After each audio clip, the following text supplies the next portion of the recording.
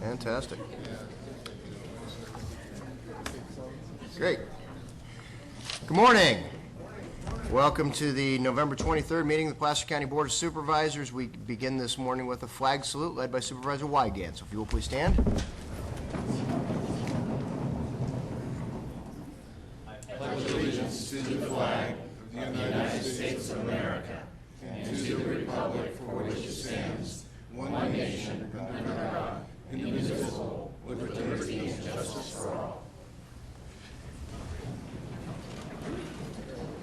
Thank you very much. And now our clerk will read our meeting procedures. Please, Ann. Welcome to the Placer County Board of Supervisors meeting of Tuesday, November 23rd, 2010. Agendas are available on the wall outside this meeting room. If you are here to speak on an issue not appearing on the agenda, you may do so during the public comment period. There's a 3-minute time limit per speaker. The board is not permitted to take action on items addressed under public comment. When you speak, clearly state your name and address for the record. All items on the agenda will be open for the public to address before final action is taken. There's a 3-minute time limit per speaker, which will be monitored by a timer on the podium. If there is a person speaking on behalf of a group with no other testimony from another member of the group, please identify yourself as such, and your time may be extended at the pleasure of the board. Keep in mind that the chairman has discretion of limiting the total discussion time on any item. If you are hearing impaired, we have listening devices available. It is requested that all pagers and cell phones be either turned off or put in the silent mode. Thank you for your participation and cooperation. Thank you, Ann. So this is the time for public comment. This is the time when any member of the public may address the board on any item that is not on our agenda today. But looking at our agenda today, I don't know how there is an item that isn't on our agenda today. So if you'd like to do so, please come to the podium, and understand the board may not take action on items raised under public comment, and please try to limit your comments to 3 minutes. Good morning. Sure thing. Good morning. I'm Sue Stack, 14298 Edge Hill Lane, Bowman. I'm just here on 2 items. You can stand up. The microphone will pick you up. Just go ahead. You don't have to. Oh, okay. Yeah. Go ahead. 2 items that aren't on the agenda. So okay. There you go. I understand in a coming agenda, you're going to deal with a zoning text amendment having to do with chickens. And also there's going to be an agenda item sometime in the future about overhauling the animal control law for the county. And I would just like to suggest ahead of time that you schedule those at the same day, because I believe that there's sort of a hands-off approach from these 2 departments. They don't want to tell each other, you know, how to do their business, but there's a lack of a requirement to keep your chickens at home on your property. And I foresee it as an issue. I grow dahlias and petunias and stuff, and man, chickens are bad on those. But anyway, that's to be dealt with in the future. I just would like to ask that you put those together on the same agenda. That's my request. Thanks. Thank you very much. All righty. Anybody else want to address the board on any item not on the agenda this morning? All right, seeing none, we'll go ahead and move on with supervisor committee reports. Any supervisors have anything they want to report out? Supervisor Wygant, how about you want to give a quick update on our meetings yesterday? Continuing with the saga of the Placer County Conservation Plan after 10 years. Of course, we're getting ready to submit the application sometime around the first of the year. But yesterday we met with the Army Corps of Engineers and the Fish and Wildlife Service, and I think we're very well received. The current scope of the plan actually will be unprecedented, I think, in terms of the different agencies and the completeness by which we'll seek regulatory relief, but also planning for conservation. So very good start to the submittal process. All right, any other supervisors or anything they'd like to mention in their committee reports? Seeing none, we will go ahead and move on to the consent agenda. In taking this action, why don't we go ahead and pull out item 27 for separate action. We'll need to reconvene as redevelopment agency. So any supervisors of any items on consent they'd like to remove for discussion? And seeing none, any members of the public have anything on the consent agenda they'd like removed for discussion before we act? Seeing none, do I have a motion on? I have a motion on consent by Supervisor Rockholm, second by Supervisor Holmes. Absent item number 27. Roll call, please. Rockholm? Yes. Wygant? Holmes? Yes. Montgomery? Yes. Euler? Aye. Now we will adjourn as Placer County Board of Supervisors and convene as Placer County Redevelopment Agency for consideration of item number 27. Do I have a motion on item? Second. I have a motion, Rockholm, second Montgomery, item number 27. Any member of the public wish to address the board on this item prior to us taking action? All right, seeing none, roll call on item 27, please. Rockholm? Yes. Wygant? Holmes? Yes. Montgomery? Yes. Euler? Aye. Thank you. We now adjourn as Placer County Redevelopment Agency, reconvene as Placer County Board of Supervisors in order to take up our 8:30 timed item. This is the presentation of Employee Recognition Awards for exceptional teamwork, outstanding leadership, workforce excellence, and public service excellence. And I believe Lori Woods is going to be leading us on this.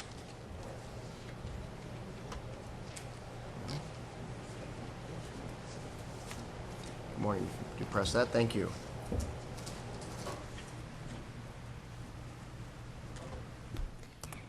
Good morning, honorable board members, Chairman Euler. I'm Lori Woods with the Placer County Organizational Development Team in the County Executive Office, and I'm here today to share the exceptional work of county employees with the public and our fellow employees through the presentation of the Employee Recognition Awards. Placer County's recognition program was implemented in 1997 with the purpose to motivate, recognize, and reward exemplary employee performance, which supports the overall organizational goals of the county. Nominations come from all levels across the organization in 4 categories: exceptional teamwork, outstanding leadership, public service excellence, and workforce excellence. Efforts of 5 years or more are included in a sustained effort category. The multi-level review process includes department head review, personnel, risk management, and finally, the confidential review team considers all nominations for permanent county employees who are performing satisfactorily. Their unbiased recommendations are then forwarded to the county executive officer for final selection of winners. Awards were presented at an employee picnic in the past, and this year we're broadcasting the award presentations using streaming video of the Board of Supervisors meetings. Nominations were submitted electronically through iPlacer, the employee intranet, and all review committee activities were also hosted on iPlacer in a secure review committee online meeting space, resulting in significant cost savings in printing and administration of the program. This year, over 300 nominations, with 27 of those nominations in individual categories, were submitted to the review team. 6 awards will be presented today. I will announce the category and winner, and the supervisors will share information about the efforts of the team and the individuals. Each team and individual recognized will be invited to the podium with their department directors or designee to receive their award. We'll begin with the Exceptional Teamwork Awards, and this award is for a team that provides a distinguished level of service of a county-wide department assignment, goal, or event. And the first Exceptional Teamwork Award goes to the Post 49 Fire Recovery Team. We'll invite the representatives Linda Carlisle, Mike Mead, Brian Jagger, Tim Wegner, Gloria Coots, Holly Heinzen, or Ron Baker, Bob Costa, Mary Dietrich, Jane Christensen, Heidi Ordonez, Andrew Scott, forward for the presentation by Supervisor Montgomery. Please come forward.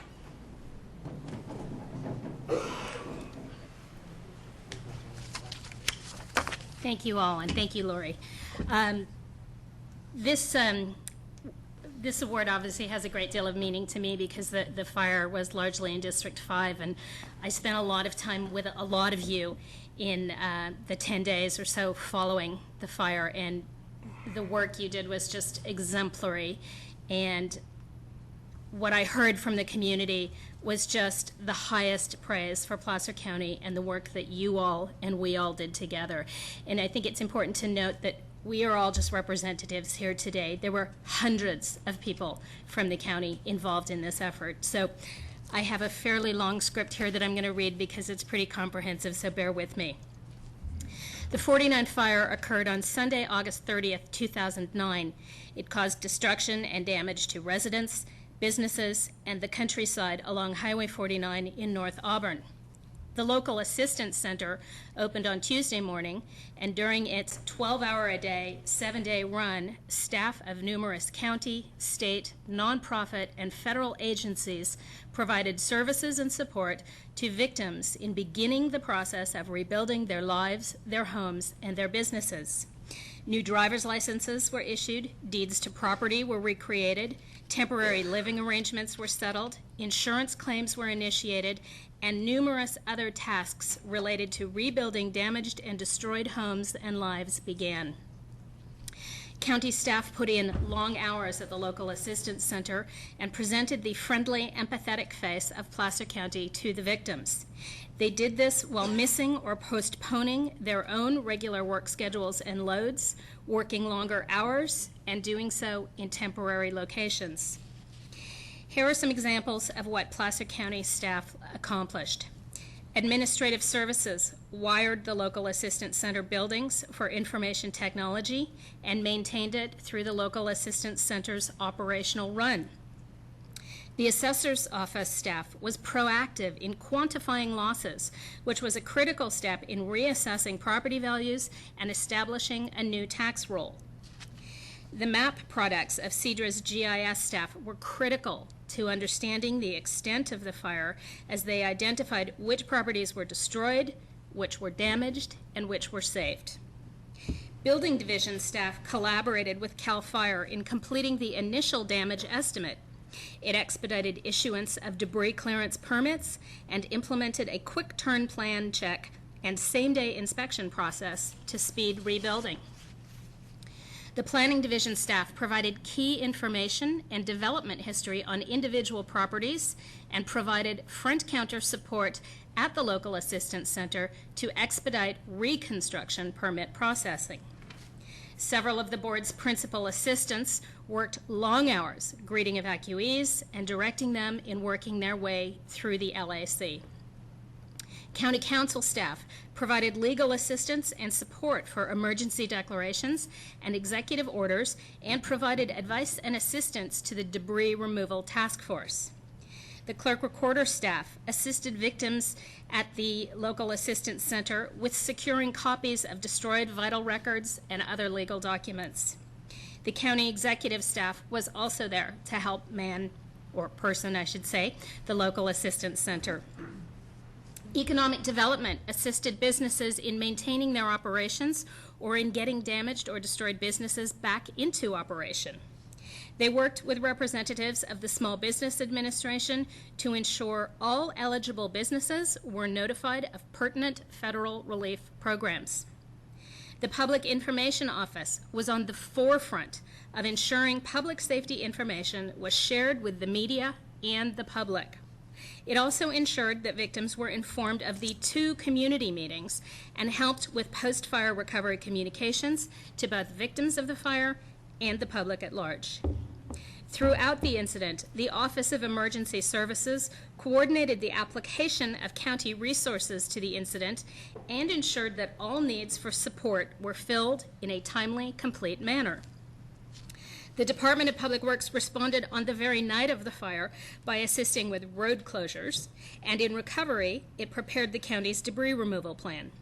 It ensured roadway access for the bin program and ensured continuous compliance with the county's stormwater quality program. Facilities Services physically put the local assistance center into operation. They painted and cleaned the buildings and the spaces on F Avenue and provided professionally prepared signage. In the affected area, Facility Services coordinated a low-cost waste removal program that helped prevent the flow of hazardous waste into our storm drains. Environmental Health provided critical leadership and supervision of the recovery effort to ensure correct treatment and handling of the hazardous debris and ash. Its work ensured that all hazardous debris was cleared by October 15th, thereby ensuring that last year's rainy season did not contribute to the spread of hazardous debris. Animal Services had both sad and uplifting duties. Involved in recovering the remains of some of the animals killed in the fire, it also supported animal owners who suddenly had no place to house or care for their surviving pets. The shelter remained open until 1 a.m. on Tuesday to take in pets and maintained extended hours in the days following. The Department of Health and Human Services staff coordinated shelter operations at 2 different sites on the night of the fire and later supported local assistance center operations. Morale at the local assistance center was maintained by Corrections Food Services delivery of refreshments and meals, which I can personally attest was very gratefully appreciated because they were long, hungry days without that food and coffee.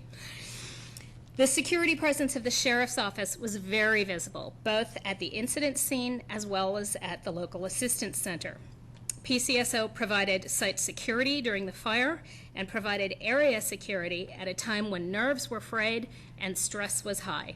And I know the residents of the area were very appreciative of PCSO's presence in the neighborhood after the fire. Activities undertaken by county staff ensured an efficient recovery for those whose homes and businesses were destroyed or damaged. The LAC was developed, staffed, and put into operation only some 40 hours after the fire. All homes and businesses were cleared of debris before October 15th, and for an area that suffered over $40 million in damage, all hazardous debris was handled quickly and correctly. Throughout the recovery period, staff remained engaged with the affected community, kept them appraised of available assistance, and received numerous expressions of thanks. The professional conduct of everyone involved was exemplary, displayed empathy with those affected, and was a great illustration of the Placer County family coming together in the aftermath of a disaster. My congratulations to the entire post-49 fire recovery team, those who are here today and those who couldn't make it.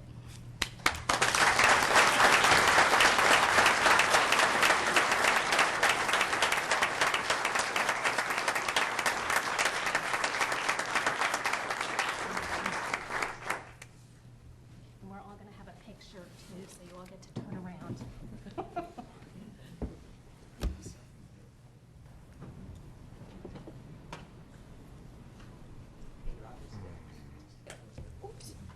I'll be near Mary because we're both short. I think you might need to do 2 rows. Just wait. Oh, sorry, I'm not grabbing your weapon, I promise.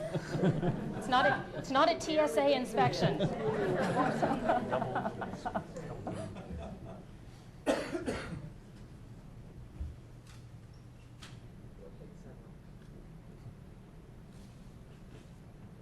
You have no flash, if that matters.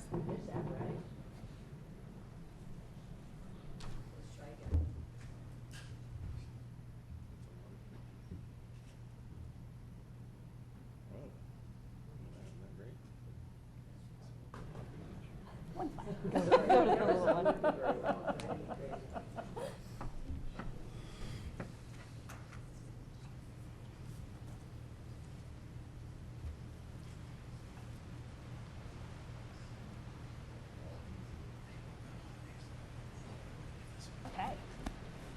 Thank you all very much.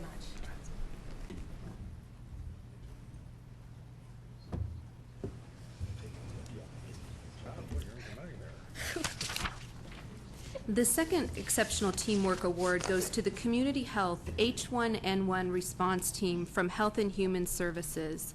They'll be escorted by Mark Starr, the Director of Community Health, Clinics, and Animal Services. Please come forward.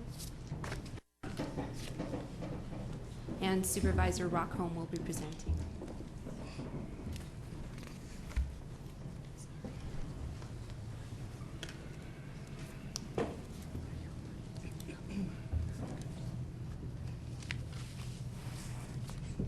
Good morning.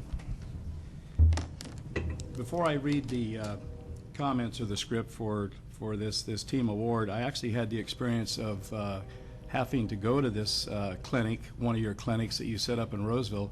I found out at Kaiser when you're 65 or older, you're down low on the priority list to get this shot, so I actually had to come to the county and get it, and I appreciate that. In 2009, the H1n1 Flu Response team within the Community Health Division responded to the first pandemic seen in over 30 years. This team mobilized and provided the largest public health vaccination campaign in the history of Placer County. In the end, they were directly involved with over 51 school-based clinics, 5 first responder clinics, and 5 community-based clinics. The total number of children vaccinated was 15,648, and a total of more than 20,000 individuals in Placer County. This effort required forging new relationships with community partners like the Placer County Office of Education, the sheriff and local law enforcement, fire departments, hospitals, volunteer organizations, city governments, and several community-based organizations. Staff worked diligently to address the ever-changing nature of the pandemic event. Reports and guidance from the state and federal level changed often, requiring quick responses and specialized planning to keep the public and stakeholders well informed and protected. The willingness of this team's staff to accept new roles and put forth the best effort possible is commendable. They worked late into the night and on weekends to ensure the public was protected against this new virus. Because of their efforts, Placer County emerged statewide as one of the front runners in responding to this event. Congratulations to the Community Health H1n1 response team, and with great gratitude from me also.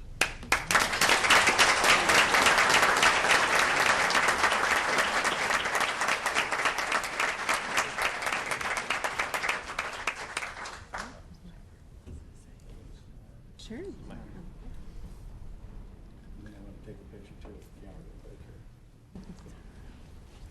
I have to be in the back. The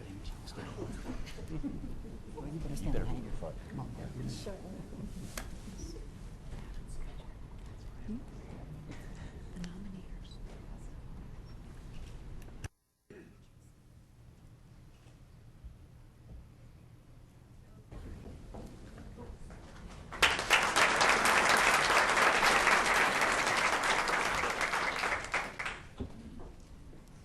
The Workforce Excellence Award is for the employee who enhances quality and productivity of the workforce while demonstrating enthusiasm and dedication to their job.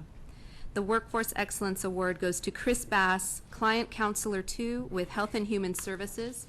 Chris will be escorted by Richard Connect, the Director of Children's System of Care, and Chairman Euler.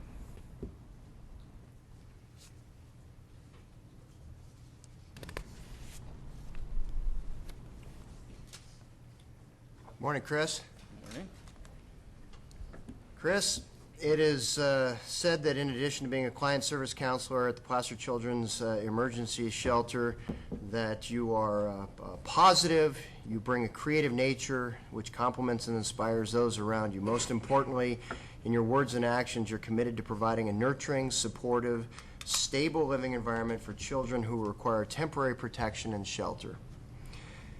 Chris is committed to being a team player. On his own initiative, Chris designed and implemented a database used by the Placer Children's Emergency Shelter in order to streamline, consolidate, and improve access to important paperwork and information. Almost every aspect of shelter operations can be accessed by this database, whether it's residents' intake information, medical information, population statistics, relevant appointments, incident reports, links, forms, placements, school and bus information. All of these are among its great uses. This database supports an important commitment of Chris's and of the Placer Children's Emergency Shelters, and that is to support a green philosophy by reducing the use of office paper.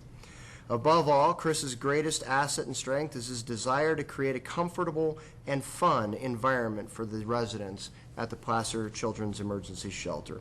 It's not uncommon for one of the children to ask, "When does Chris get here?" One of the many things Chris did for the kids was to post "What makes me smile" on the wall of the living room. He then attached a pouch with yellow smiley faces the kids could write on and post. For example, the residents wrote things like, "My puppy," "going skateboarding," or "playing with my friends." These statements remained on the wall to remind the kids of the positive, happy aspects of their lives during a time when they might be feeling down or sad. Chris's attitude, work ethic, motivation, quest for efficiency, empathetic manner, energetic spirit are invaluable assets to the children that are served by the Placer Children's Emergency Shelter. Congratulations, Chris.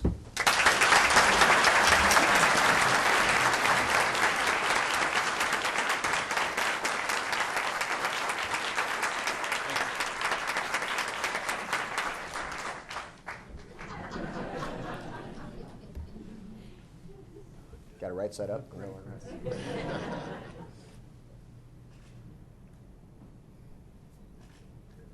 Thank you.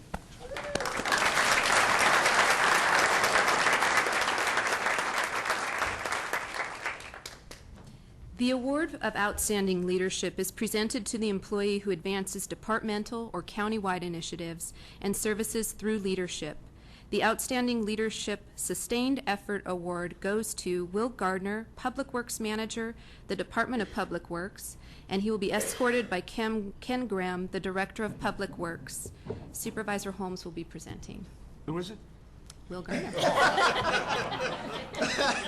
Who's Will? He's so shy, you never see him. He's Yeah. always busy working.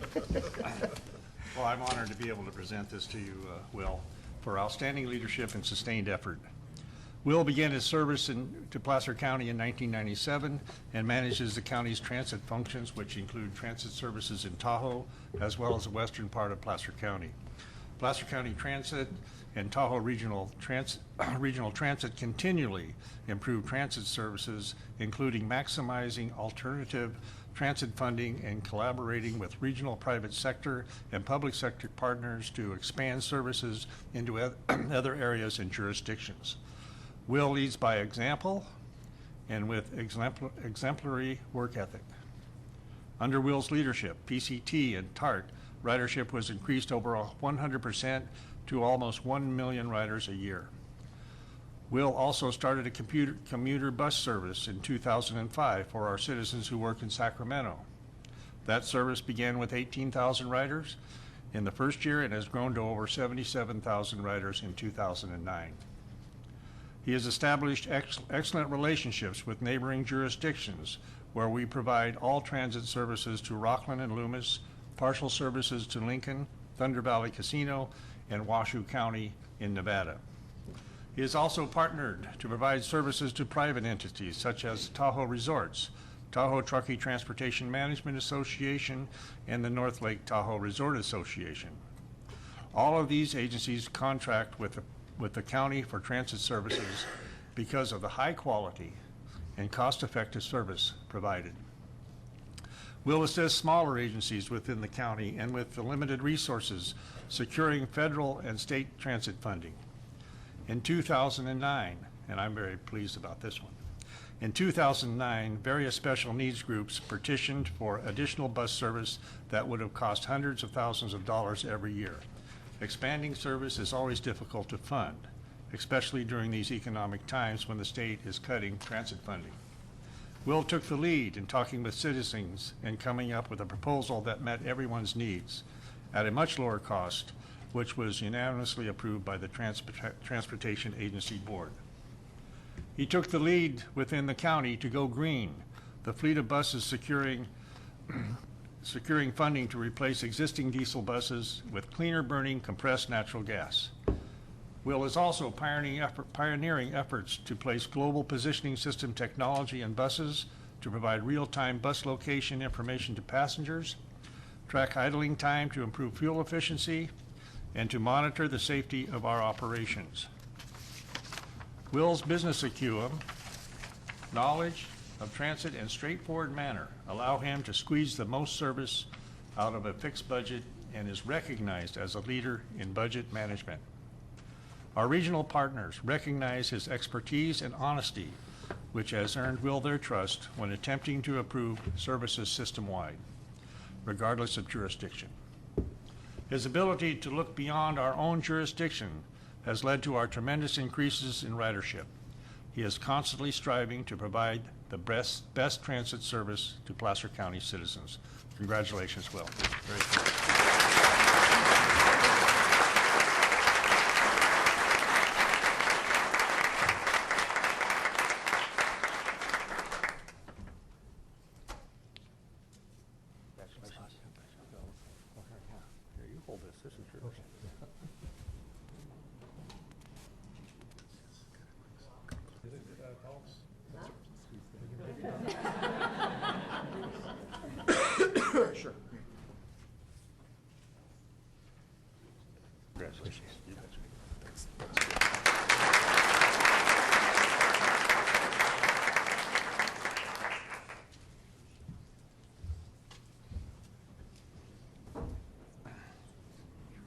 The Public Service Excellence Award is presented to the employee who provides customers, both internal and external, with easy access to quality information and services that are both beneficial and responsive. The first Public Service Excellence Award goes to Sergeant Ty Connors with the Placer County Sheriff's Office. Sheriff Ed Bonner will be escorting Sergeant Connors, and Supervisor Wygant will be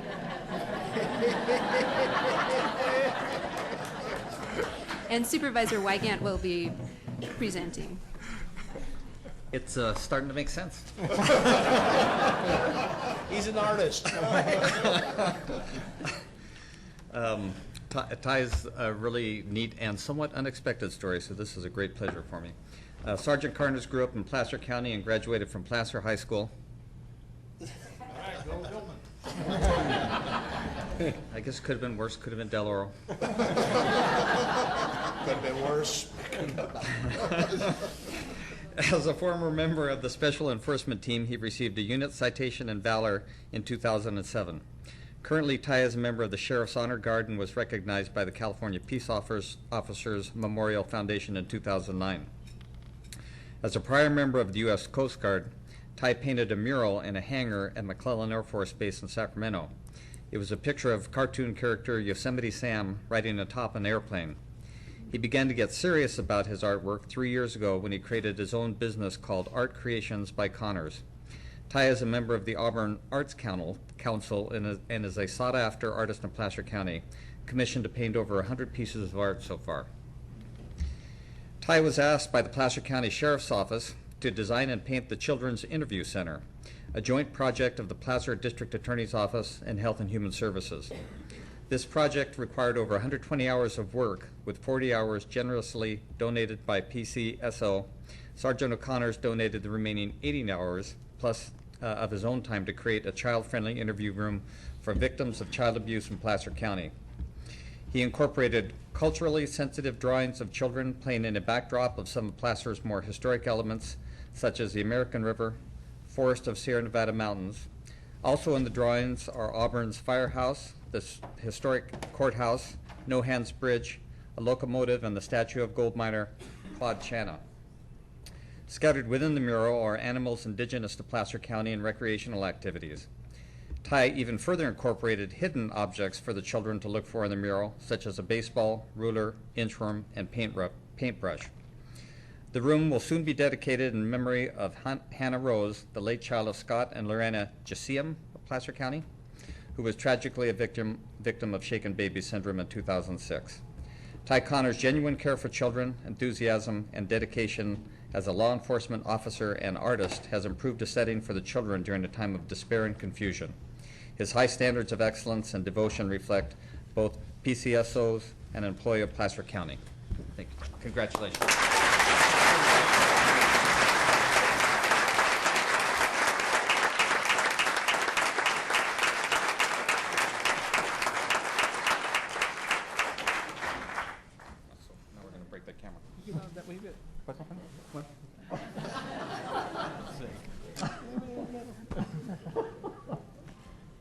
Leave me alone.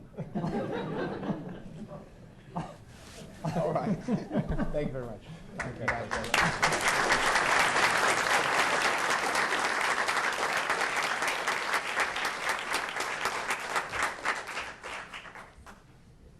And the last award this morning is also for Public Service Excellence and goes to Terry Peterson, Senior Victim Witness Advocate with the District Attorney's Office. Terry will be escorted by Scott Owens, District Attorney-elect, and Chairman Euler will be presenting. Morning, Terry. Morning. It's my pleasure to tell you a little bit about Terry and why she deserves this award this morning. Terry served the people of Placer County as a victim advocate at the District Attorney's Office since November of 1997. Her devotion to this job as advocate for victims of crime and their families is remarkable and unequaled. Terry possesses the innate ability to connect with crime victims. She sacrificed her personal time on countless occasions to be of service. Her compassion, patience, and work ethic exceed all others. Terry puts the victims of Placer County first. Terry is particularly devoted to child victims of crimes. This is not surprising, given that prior to coming to work in the district attorney's office, Terry tutored special needs students. She also spent 5 years assisting the victims of elder abuse. During this tenure working with elders, she spent countless hours educating the public about the red flags of elder abuse in an effort to prevent the abuse from occurring in the first place. Terry has translated her efforts working with elders to working with children. Her passion for helping the children of Placer County heal has been referred to as compassionate, tenacious, and zealous. Terry is creative in her approach to meeting the victims' needs and has been characterized as thinking outside of the box, coming up with solutions on behalf of crime victims.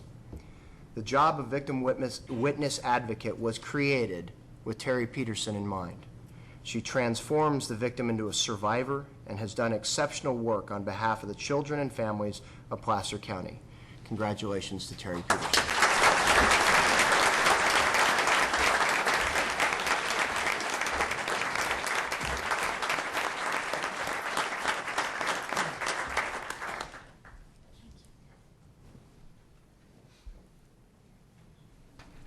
I was going to say get my good side, but I don't have that. Thank you. Thank you, Scott.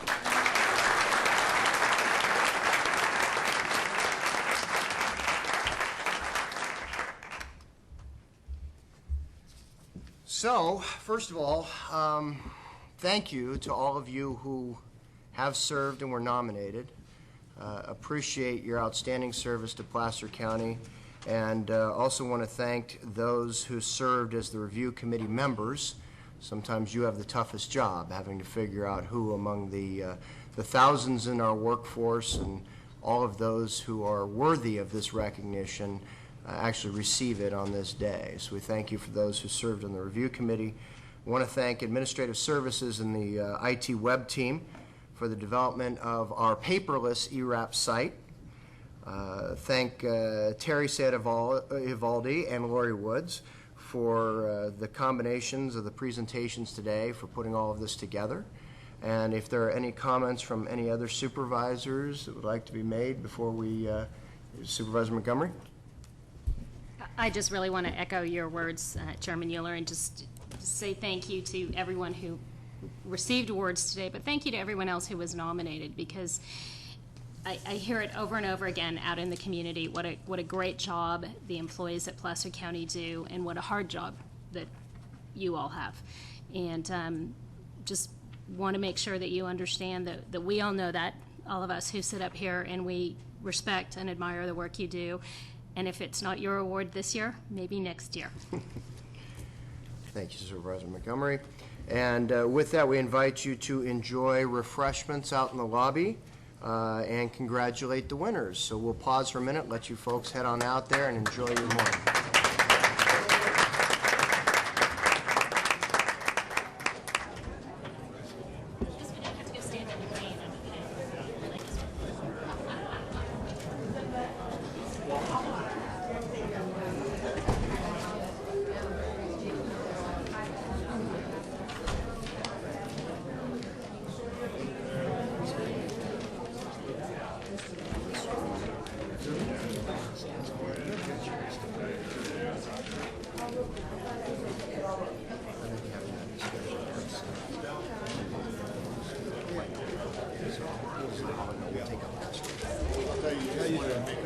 Exactly, that's exactly it. So, and actually, if she has other things she wants to go do,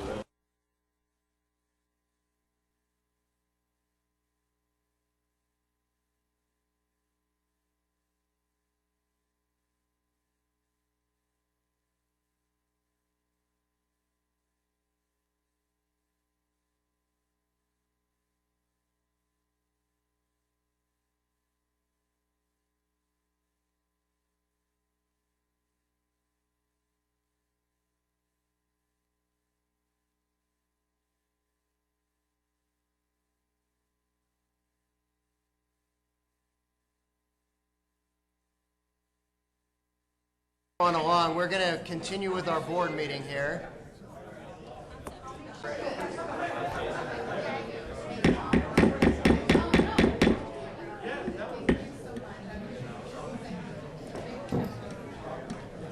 We do need to move on with the actions of the board today, so we are going to continue our board meeting. We're going to take item, let me find it. Yes. It is item 5D, Delta. This is the Iowa Hill Telecommunications Infrastructure Project Notice of Completion, and Mr. Moots is going to be presenting this morning. Good morning, Clark. Good morning, Chairman Yu.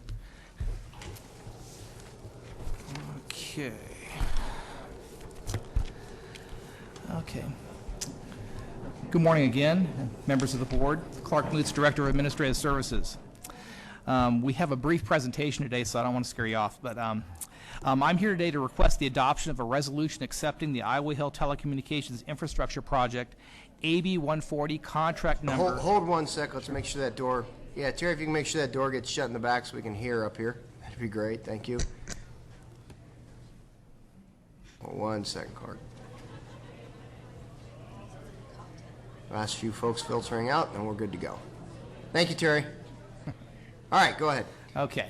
I'm here today to request the adoption of a resolution accepting the Iowa Hill Telecommunications Infrastructure Project, AB 140. It's contract number 03PS 5450 as complete, and to authorize the Director of Administrative Services to execute and record the notice of completion, plus to authorize the transfer of ownership to the Forest Hill Telephone Company, who shall own and operate the Iowa Hill Telecommunications improvements. A major milestone was achieved on October 11th of this year. Forest Hill Telephone was able to provide the citizens of Iowa Hill something that most everyone takes for granted these days: telephone service, including access to 911. And Jerry Gomez, my assistant director, will now provide you with a brief project overview before you formally consider the actions before you today. Thank you, Clark. On December 2007, your board approved a contract in the amount of $2,194,840 to Sebastian Telephone Company, formerly Forest Hill Telephone Company, to build the actual infrastructure in the community of Iowa Hill. Funding for the project was through the Assembly Bill 140 grant program funded through the California High Cost Fund A that provided rural and underserved communities with up to $2.5 million to construct telecommunications infrastructure.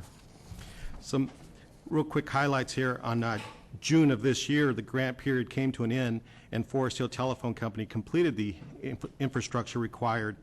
The infrastructure was comprised of 2 wireless microwave transport links and buried copper distribution infrastructure. The photos here are of the actual towers that were built in Iowa Hill to support the project. The system was also designed to support voice primarily and future data services. However, due to the lack of available commercial power in Iowa Hill, alternate solar power generation plants with battery backup generators were also required. Again, some real high-level highlights of the project. Over 49,000 feet of rock saw and conduit was installed.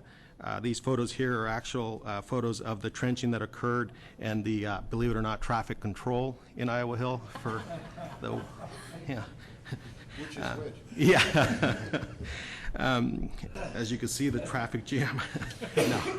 23,000 feet of direct buried cable was also installed, with 2,200 feet of underground boring, and this is when we encountered large boulders that we couldn't cut through or bury through. So 70 network interface units were installed, and these were the actual units at the site of the home that the phone company would deliver service to, with about 54 homes taking service to date. As Clark mentioned, telephone services provided via the grant include access to emergency 911 services, providing them law and fire protection and medical services access. In addition, for the future of Iowa Hill School is distance learning opportunities. Understand right now we have no students in the school, but when they do come back, we will be able to support them with some distance learning opportunities as well. I'll turn it back to Clark here real quick. Okay, so today, I mean, it's really not only is it we're asking for the resolution to, for the adoption of accepting the infrastructure project as complete, but we also want to just recognize and celebrate that this is a tremendous project for the County of Placer and for Iowa Hill. And with that, I'd like to recognize several individuals before your board today who were all instrumental to the successful completion of this project. And with the California Public Utilities Commission's Communications Division, Eric Wambeck, he's a Program and Project Supervisor. Eric, would you stand up, please? Also, Mike Cohen with the Public Utilities Regulatory Analyst. With Sebastian Telephone Company, we have Rhonda Armstrong, Vice President of Commercial Operations, and also Stan Ekdahl, the Plant Manager. And with Sebastian Telephone Company, just wanted to make just a little extra comment here. They were instrumental in the deployment of this project. They embraced this concept. We went through and they were able to get the territory for this area. It was done from another area with another operator that did not want to provide that service. So Sebastian determined this is good for the community, good for their company, and they stepped forward and have been a great partner in this effort. So I'd like to officially recognize them on that also. Also, the Iowa Hill Community Club, the telephone committee, Kathy Morgan, Luanna Dowling, Mary Parker, Don Robinson, and posthumously Jack White. He was a major driver in this. And then our county agencies, although we were the fiscal agent, we were very involved with this project through the permitting and everything else, the coordination, everything else had to be done. But Community Development Resource Agency, Alex Fish, Dan Dotai, Crystal Jacobson, Chuck Grant, Tim Wagner, Neil Berryman, and Sharon Boswell were instrumental in this as well. In the Department of Public Works were Kevin Tabor, Don Anderson, and Jim Helling. And from Administrative Services, Wendy Thompson, Rissa Trone, and Sandy Hammock. And in closing, I'd just like to respectfully request your board's adoption of the resolution and approval of the items before you today. And Jerry and I are both available for any questions that you may have. Board members have any questions or comments? Supervisor Montgomery. I just want to say thank you to everyone who's been involved in this. This was one of the issues that was brought to my attention very early on after I was elected, that Iowa Hill, almost 150 years after the telephone was invented and patented, still didn't have a landline. It's really critical. You mentioned Kathy Morgan, particularly critical to Kathy. I'm sorry she couldn't be here today, but I think she's probably snowed in, as many Yes. folks are. The work that was involved in this locally and from the state is greatly appreciated by the people in the Iowa Hill community and by me as well. And I really want to particularly let the four of you know how important this is to the community and to Placer County. It's a real relief to me to know that if people need emergency services, they can pick a phone up and actually call for them instead of having to jump in their car, drive someplace they can find cell service, and hope that those 3 bars are enough to get them through to 911. So thank you all very much for everything you did. It's very important. It seems like a small thing, but it's very important. And to your folks as well, Clark and Jerry. Thank you. If there's no additional comments, I'll propose we adopt the attached resolution accepting the Iowa Hill Telecommunications Infrastructure Project AB 140 contract number 03PS5450 as complete, and authorize the Director of Administrative Services to execute and record the notice of completion. Second.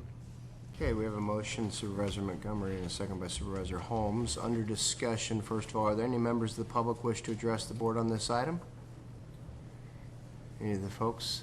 Clark, you may have mentioned it, and I might have missed it, but this project has a unique distinction, does it not?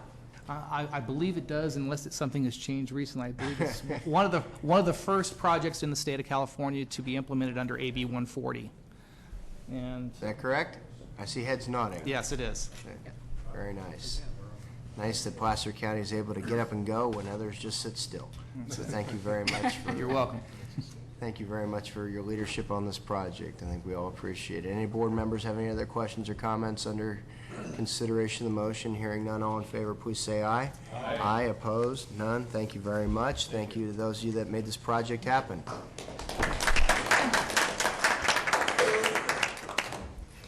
Okay, we will continue on with the business of the board this morning with our 9:20 timed item. This is our annual report on Williams Schools in Placer County, presented by our Superintendent of Public Instruction here, or Superintendent of Schools, I'm sorry, Gail Garbolino Mojica. Good morning. Good morning. It is November, and it is my time of the year where I need to present information to the Board of Supervisors on the status of the Williams schools that are located here in Placer County. Williams was created in 2004 over a lawsuit that the ACLU filed stating that low-performing schools did not have access to instructional materials that were standards-based, did not have teachers that were appropriately credentialed, were in safe and unclean facilities, and did not report this information in a timely manner to those parents and community members. After this lawsuit, the Williams settlement came in, which granted authority to the county superintendent to annually monitor Williams schools, and those are schools that are in decile 1, 2, and 3. And then it's re-benched every 3 years. And so what we go in the first 8 weeks of school is we do count all the instructional materials at the school that is a Williams school to make sure that they are standards-based and that children do have a hard copy, not a photocopy of a textbook, but a real textbook. We make sure that the conditions of the facilities are safe and clean. We make sure that all the material on the school standards-based school accountability report card is accurate, and we make sure that all the teachers that are assigned in that school do hold the appropriate credential and certifications to teach the children at that particular site. Just to give you some history, since 2004, we have had a few Williams schools. The last round that we had involved First Street School in the Western Placer Unified School District and Forest Hill High School in the Placer Union High School District, and Kings Beach Elementary had been a Williams school for 2 rounds as well for 6 years. We've also had Independence High School and Maidu High School, so we've had about 5 schools go in and out. This year, it was re-benched this last year. We do have 2 schools, so we're moving from 3 schools that we monitor now down to 2 schools. They are both in the Roseville City School District, Kirby Elementary School and the Woodbridge Fundamental Schools. And based upon staff review that at it should say Kirby, not Caseburg, but at Kirby School, that all the staff were appropriately credentialed. They had all the instructional materials. Everything on the school-based report card was accurate, and the facility was in good condition, and along with Woodbridge Fundamental School. So with that, that concludes my annual report. If you have any questions, I'd be happy to answer those at this point. Any questions, Ms. Mojica? Thank you. We'll see you next November. Thank you very much. All right, a little bit of time before our 9:30. I think we will jump to, where did I see it? I believe it would be item 5C, I think is why. I know we have it. Thank you. We go ahead and take item 5C, the interoperability or the radio network project. I'm guessing that's what the sheriff did. See it here also for the court site. Oh, okay. I'm sorry, I was trying to expedite our good Sheriff Bonner's departure, thinking he was here for this item. Oh, he's here for another one? Never mind. We'll go with 5A under department head items, just work our way through. Just trying to get him out of here, you know. The highways and byways of California aren't safe while he's sitting here. Got him? Huh? You make me nervous. Yeah. It's a tough that job. cold sweat breaking out on my brow. You see that, do you? Good morning, Chairman Euler, members of the board. Jim Bogan, Purchasing Manager. Item 5A is requesting your board's approval to renew a blanket purchase order based on a competitively bid State of California contract with Voyager Fleet Systems, Incorporated, for credit card fuel purchases. The Voyager fuel credit cards administered by Fleet Services are used for refueling county-owned and leased vehicles when the staff is unable to use a county car lot fuel facility. Staff requests your approval to renew the Voyager contract in the maximum 1-year amount of $550,000, which is actually $100,000 less than we used last year. Any board members have any comments or questions on item 5A? Seeing none, any member of the public wish to address the board on this item? Supervisor. Yes, I'm sorry. Supervisor Montgomery has a question. I just wanted to take this moment very quickly to get a clarification on record. And a number of folks in Tahoe have come to me with an understanding that we actually have a contract up there with a specific gasoline station and provider. And it's my understanding that we do not, but that we have the Voyager cards. And just my hope and my expectation is that county employees would be spending our our county dollars at the lowest priced gas station, nothing based on a contract. Is that correct? That's absolutely correct. Prices are posted, and we expect them to go to the cheapest station. Thank you very much. All right, we have a motion, Rockholm, I believe seconded by Holmes? Sure. Was that, well, I heard a second. Well, it was Wygant, I'm sorry. Seconded by Mr. Wygant, in order to renew a blanket purchase order with Voyager Fleet Systems. All in favor, please say aye. Aye. Aye, opposed, none? All right, we'll move on to item 5B, request for qualifications number 9689, land survey base mapping services, Public Works. All right, and actually other departments use this too, and we're also requesting the renewal of 5 blanket purchase orders for Public Works resulting from qualified list number 9689, which your board approved back in 2007. Periodically, Public Works requires consultants to perform on-call surveying services for Public Works projects. Your board approved the award of blanket purchase orders in 2007 based on this qualified list to Andrade Geomatics of Auburn, Bennett Engineering of Roseville, David Evans and Associates of Roseville, McKay and Sumps of Roseville, and Wood Rogers of Sacramento.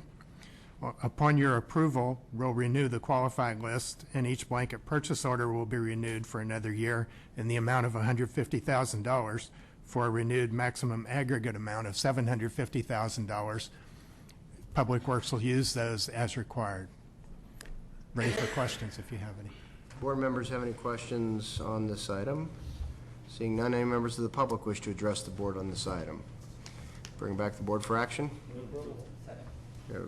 Motion by Rockholm, second by Wygant, in order to approve item 5B. All in favor, please say aye. Aye. Aye. Opposed? None. Thank you very much. Let's go ahead and take 5C before we get to our 9:30. Even though Ed's just going to hang out anyway. We'll take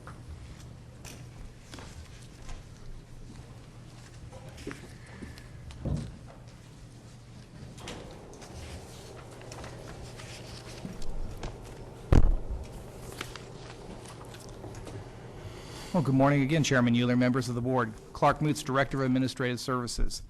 I'm here today with Jerry Gomez, Assistant Director, to request your approval of 2 sole source contracts in the amount of $505,250 to Motorola Incorporated and Delta Wireless to acquire digital radio infrastructure for the countywide interoperable radio network project. We're also requesting that you authorize the Director of Administrative Services to negotiate 2 separate contracts in the amount not to exceed of $505,250 for the purchase and installation of digital radio infrastructure, authorize the purchasing manager to sign the resulting contracts with Motorola Incorporated and Delta Wireless upon County Council and Risk Management approval, approve a budget revision in the amount of $505,250 to the Countywide Systems Fund, and add the appropriate components to the Countywide Systems Fund's master fixed asset list, and authorizes the Director of Administrative Services and the Purchasing Manager to take all other actions necessary to implement the project, including executing contracts to support the Bill Santucci Justice Center Site Development Project and the ComIT Satellite Dish Farm. During the past 7 years, Placer County has made significant progress in developing and adopting a regional record strategy, radio strategy that meets new federal standards and significantly enhances interoperable capabilities essential to effectively protect and serve the citizens of Placer County. Your leadership and continued support of this mission-critical interoperable communications project has assured that the Placer County's public safety agencies have the necessary tools to meet their day-to-day communication needs and effectively respond to any disaster, whether natural or man-made.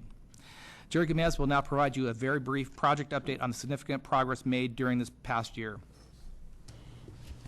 Thank you, Clark.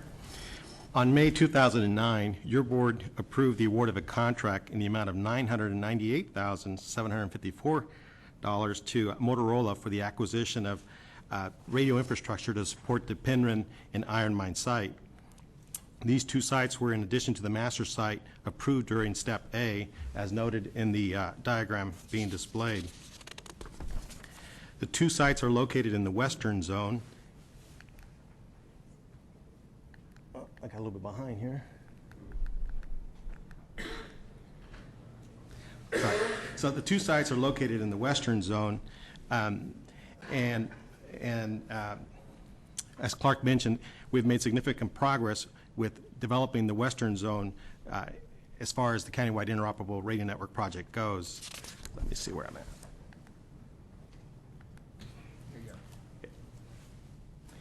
Last year, infrastructure was purchased with funding from the Assistance to Firefighter Grant in the amount of $462,998,000, and the agencies represented under this grant were the Placer Hills Fire Protection District, Forest Hill Fire Protection District, and Dutch Flat Fire Protection District. In addition, approval to execute, I'm losing it here. In addition, approval to execute new site lease agreements was provided, including the site lease agreements for the Forest Hill and Iron Mine sites, and pending lease agreements include Mount Pluto, Gold Run, and Beacon Hill. Approval was also given for the development of key radio facilities to support new digital radio technologies, including site development work for the Forest Hill Tower facility, the Iron Mine Tower facility, and pending site developments include Mount Pluto, Gold Run, and Beacon Hill. In addition, and finally, our training plan for our radio services group was approved, where training was provided to 6 members of our radio services group to support new digital radio technologies. This year, we were once again successful in obtaining an additional assistance firefighter grant in the amount of $505,250 to be utilized towards the project for new radio infrastructure equipment. Agencies represented this year are Loomis Fire Protection District, South Placer Fire Protection District, the Penryn Fire Protection District, and Placer County Fire. The department this year has identified the Bill Santucci Center as the next viable facility to provide the greatest radio coverage in a phased implementation approach. This site will enhance our ability to continue to test multiple subscriber units in a live environment, thus allowing the county user departments operating in the Western Basin, including Department of Public Works, Transit, Animal Control, and the new South Placer Adult Correctional Facility, to migrate onto the new radio infrastructure. Funding to implement the requested action items include U.S. Department of Homeland Security Assistant Firefighter Grant in the amount of $505,250 for new digital radio infrastructure, two COPS technology grants in the amount of $85,000, and the Countywide Systems Fund in the amount of $337,384 for the construction of the Santucci Justice Center Communications Tower facility, and finally, the Capital Projects Fund to fund the satellite dish farm being requested for your approval today.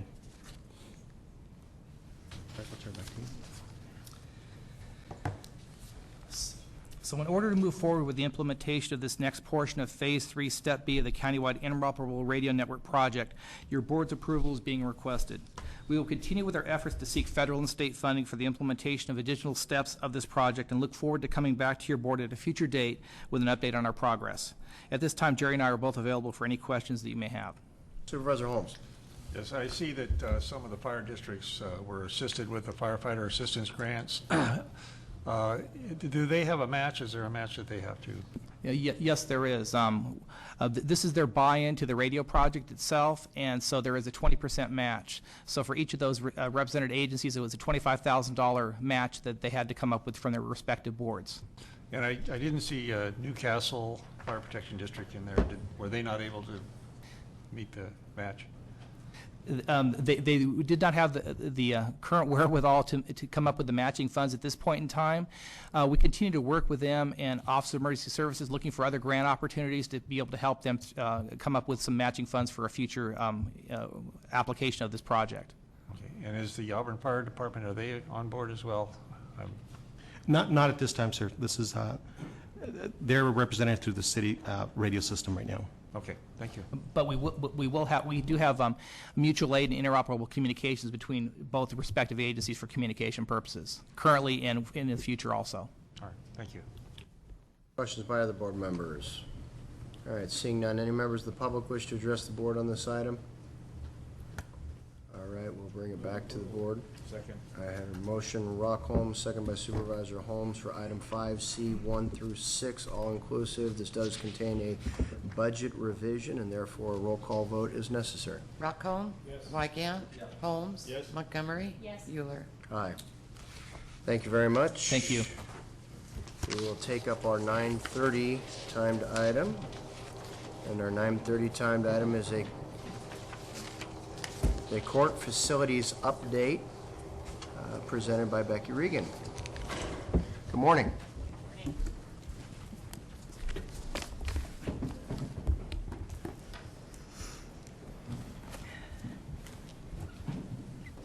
Good morning, Chairman Euler, members of the board, Becky Regan from the County Executive Office. With me this morning is Joel Swift from the Facility Services Department. We have 2 items for your board today regarding Placer County Courts. I will be providing an informational update on recent planning efforts in the Tahoe region and in South Placer at the Santucci Justice Center in Roseville. Joel will be seeking board authorization to expedite construction of an in-custody courtroom at the Santucci Center. Joining us for this presentation are many representatives of the Criminal Justice Policy Committee, Placer County law enforcement agencies, and the State Administrative Office of the Courts. They are here in support of the in-custody courtroom proposal and to answer any questions your board may have of them in regards to this project and the Tahoe area planning efforts.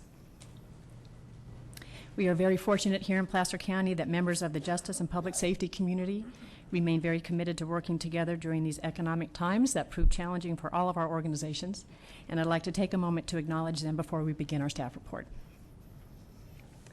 So sitting behind us are Superior Court Presiding Judge Alan Panesci. He is joined by Jake Chatters, the Superior Court Executive Officer. We have District Attorney-elect Scott Owens, Sheriff Bonner, and Under Sheriff Devin Bell. We have Rockland Chief of Police Mark Siemens, Lincoln Chief of Police Joel Neves, Captain Dave Allison of the Roseville Police Department, and Assistant Chief Probation Officer Marshall Hopper.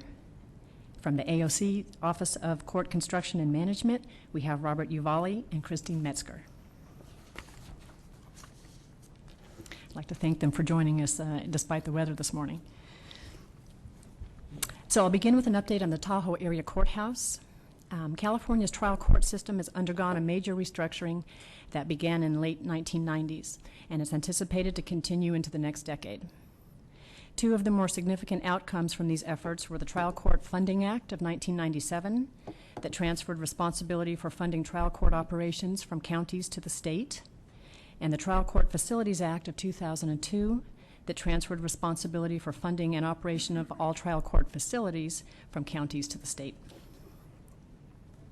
On September 23, 2008, your board took the last of 3 separate actions that collectively transferred financial and operational responsibility for all existing court facilities to the Administrative Office of the Courts, with the exception of the single courtroom in the Tahoe Public Safety Building at Burton Creek. Given the age and condition of the courtroom, transfer of this facility was deferred pending replacement or relocation of this court. The county has been engaged in numerous discussions regarding replacement of the Tahoe court over the past several years. However, development of specific plans for the replacement courtroom would have been premature, absent determination by the AOC on the location and the architectural needs of the Tahoe Area Justice Facility. On July 2010, the AOC received notice from the Judicial Council that its Tahoe Courthouse proposal was among the 41 projects selected to receive initial funding under the Senate Bill 1407 Court Construction Program. This notice allows the AOC to initiate the first phase of the project, which includes site selection, environmental review, site acquisition, and development of preliminary plans for the courthouse. At this point, I would like to invite Rob Uvalli to provide some additional comments on the Tahoe area planning.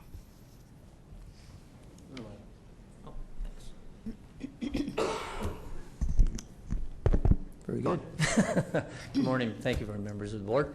My name is Rob Uvalli, and I'm the Manager of Design and Construction for the Administrative Office of the Courts. And I'm just want to give you some kind of quick updates and facts. Thank you very much, Becky, for the sort of a rundown of the history of our project in Tahoe. I got a couple quick facts for you folks. It's a 1 courtroom courthouse, 15,000 square feet, building square feet. The cost is, our budget cost right now, including total budget cost, including properties, $27.5 million, and we expect to have the construction completed approximately the second quarter of 2015. As Becky has pointed out, we are one of the 41 projects of our Senate Bill 1407, and We did receive our funding in July, and we are in the process of our site selection process. Now, what that means is finding a site. And we initially started with a project advisory group. It's assembled. They've already been assembled, and we've met twice. We are in the process of selecting that site. My understanding, we've had approximately 15 sites been identified, and they're in the process of, in essence, culling through all the various sites to make sure that the one that is selected is in the best interest of the community, the county, and the courts, as well as the AOC. One point we should be noted in that criteria, there is part of the selection process is looking for a site that would have adjacency benefits, I'll say it that way. So when the property that is acquired would have the ability to have opportunities for the county in case that is something that is of interest to them. We're looking for a site that would accommodate possibilities of a use for the county and in collaboration with the Administrative Office of the Courts. Let's see what else. Well, we're currently in the process of a selection for the architectural and engineering. We've done a solicitation, and we've reviewed all the proposals. We've made a short list, and we're in the process of doing our A&E interviews, as we like to call them. And we should expect to have an A&E firm selected approximately maybe January to February of next year. Let's see, what else have I missed anything? I don't think so. I would like to open it up to any questions that you folks may have. Questions by any board members?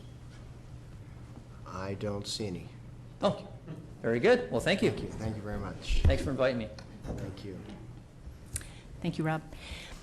So now we'd like to move to a brief update on the South Placer Adult Correctional Facility Courtroom. The Bill Santucci Justice Center was open to the public on July 15, 2008. The 72-acre campus consists of a courthouse with 9 courtrooms and a separate county office building that houses county offices of the district attorney, probation, assessor, and revenue services. Currently under construction is a 390-bed correctional facility, which is the first phase of the planned 980-bed South Placer Adult Correctional Facility. The master plan for the Justice Center anticipated the future construction of this courtroom to accommodate arraignments and other in-custody court proceedings. This design concept is a best practice approach to minimizing risk to sheriff's transportation officers, inmates, and the public when detainees are transported to court proceedings. Given that funding for the correctional courtroom is a state responsibility and that the state's timeline for this project was uncertain, the master planning was limited to reserving sufficient area and access for future construction of the courtroom. Recognition of risk reduction, operational efficiencies, and cost savings for sheriff's transportation staff, Superior Court, and the South Placer County law enforcement agencies prompted consideration of early delivery of the correctional facility courtroom by Placer County, the Superior Court, and the AOC. Further motivation for moving forward on this project is provided by the construction efficiencies and the avoidance of future operational disruption that could be achieved by constructing the courtroom concurrently with the correctional facility. The AOC participated equally with the county in the cost of preparing the preliminary design work and cost estimates for the project. And this work was developed in concert with the local courts, the AOC, court security, sheriff's office, and facility services. The county, Superior Courts, and the AOC have reached agreement on the key terms and conditions of the project, and they are as follows. As Rob mentioned, that the Tahoe Courthouse has been among the 41 projects to be funded under the court construction program, and phase 1 of the planning for that project is already underway. And in exchange for the county's willingness to construct what we refer to as a warm shell, and after the new Tahoe area courthouse is complete, Placer County will be released of their obligation to provide a court facility in the Tahoe area. And this information was communicated to the county via a letter from Lee Willoughby, who is the director of the Office of Court Construction and Management. And then finally, there's a draft MOU, Memorandum of Understanding, between the county and the court that captures the intended operational use of the facility. And the intent for this is to serve as the primary facility for conducting in-custody arraignments and other criminal case actions. And I should point out, this is a draft MOU. We are continuing to work with the courts to fine-tune some language in that document and to determine which document might best represent our interests. So unless you have any further questions for me at this point, I would like to turn the presentation over to Joel, who will discuss the plans and funding proposal for the Santucci Correctional Courtroom. Any questions of Becky on item 3A?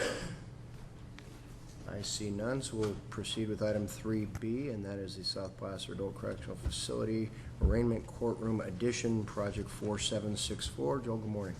Good morning. Thank you, Chairman Euler. Thank you, Becky, and the board. In addition to the folks that Becky mentioned, we also have George Malem, the jail commander, here today, as well as Rob Unholtz, our capital improvements manager.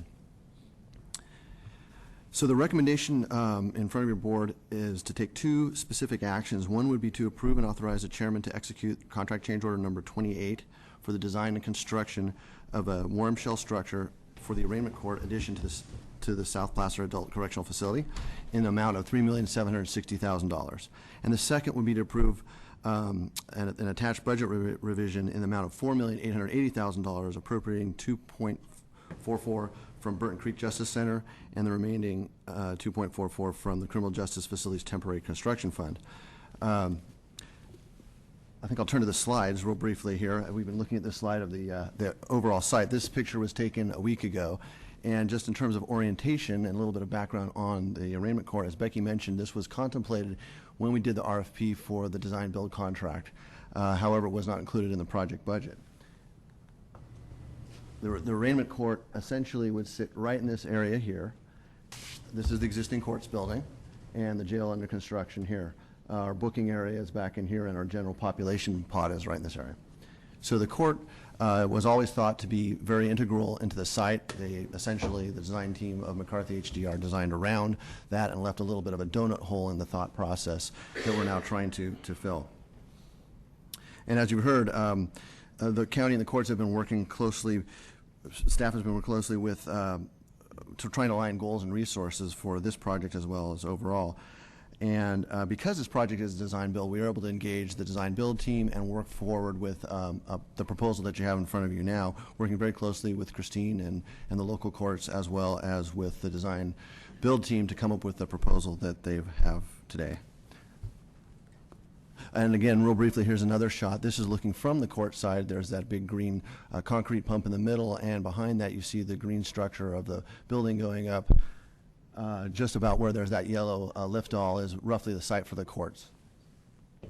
There's a tunnel in the lower side of the site, which is our connection between the two buildings, and that's seen as integral to also achieving our courts' needs. There's always going to be an ongoing need for traffic between the two.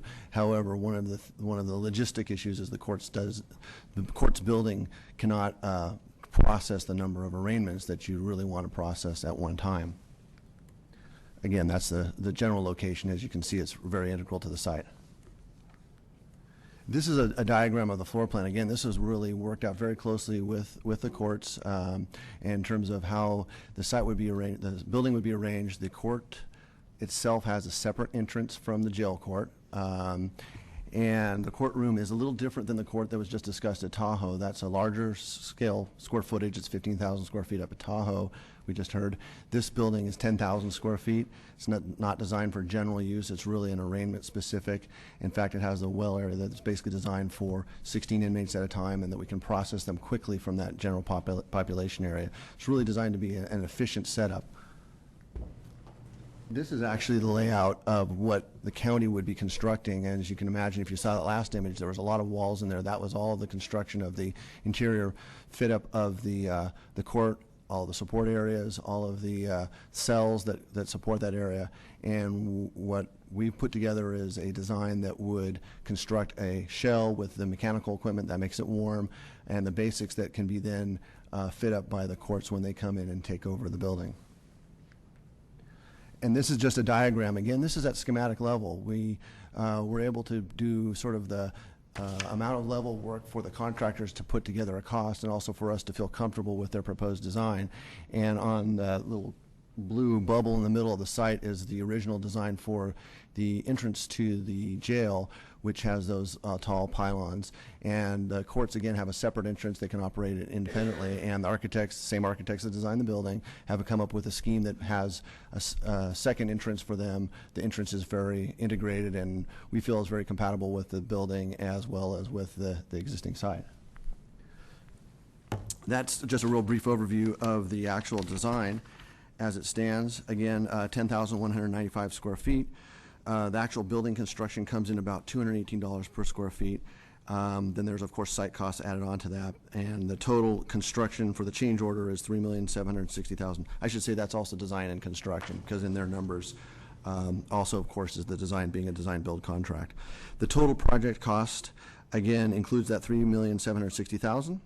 And $1,120,000 for all of the non-construction costs that are incorporated, and that includes additional fees to the City of Roseville, utility fees, permits, project construction management, all of the other things that come along with a construction project. So again, in order to provide the full funding, a budget revision would be required, and in the amount I've stated. And I think, as we mentioned, there are some attendees here that may want to speak to the project, and staff can answer any questions your board may have regarding this request. Members of the board have any questions or comments before I open it up for members of the public? Supervisor Montgomery. I'm not sure which of the two of you to address this question to, but I want to understand clearly.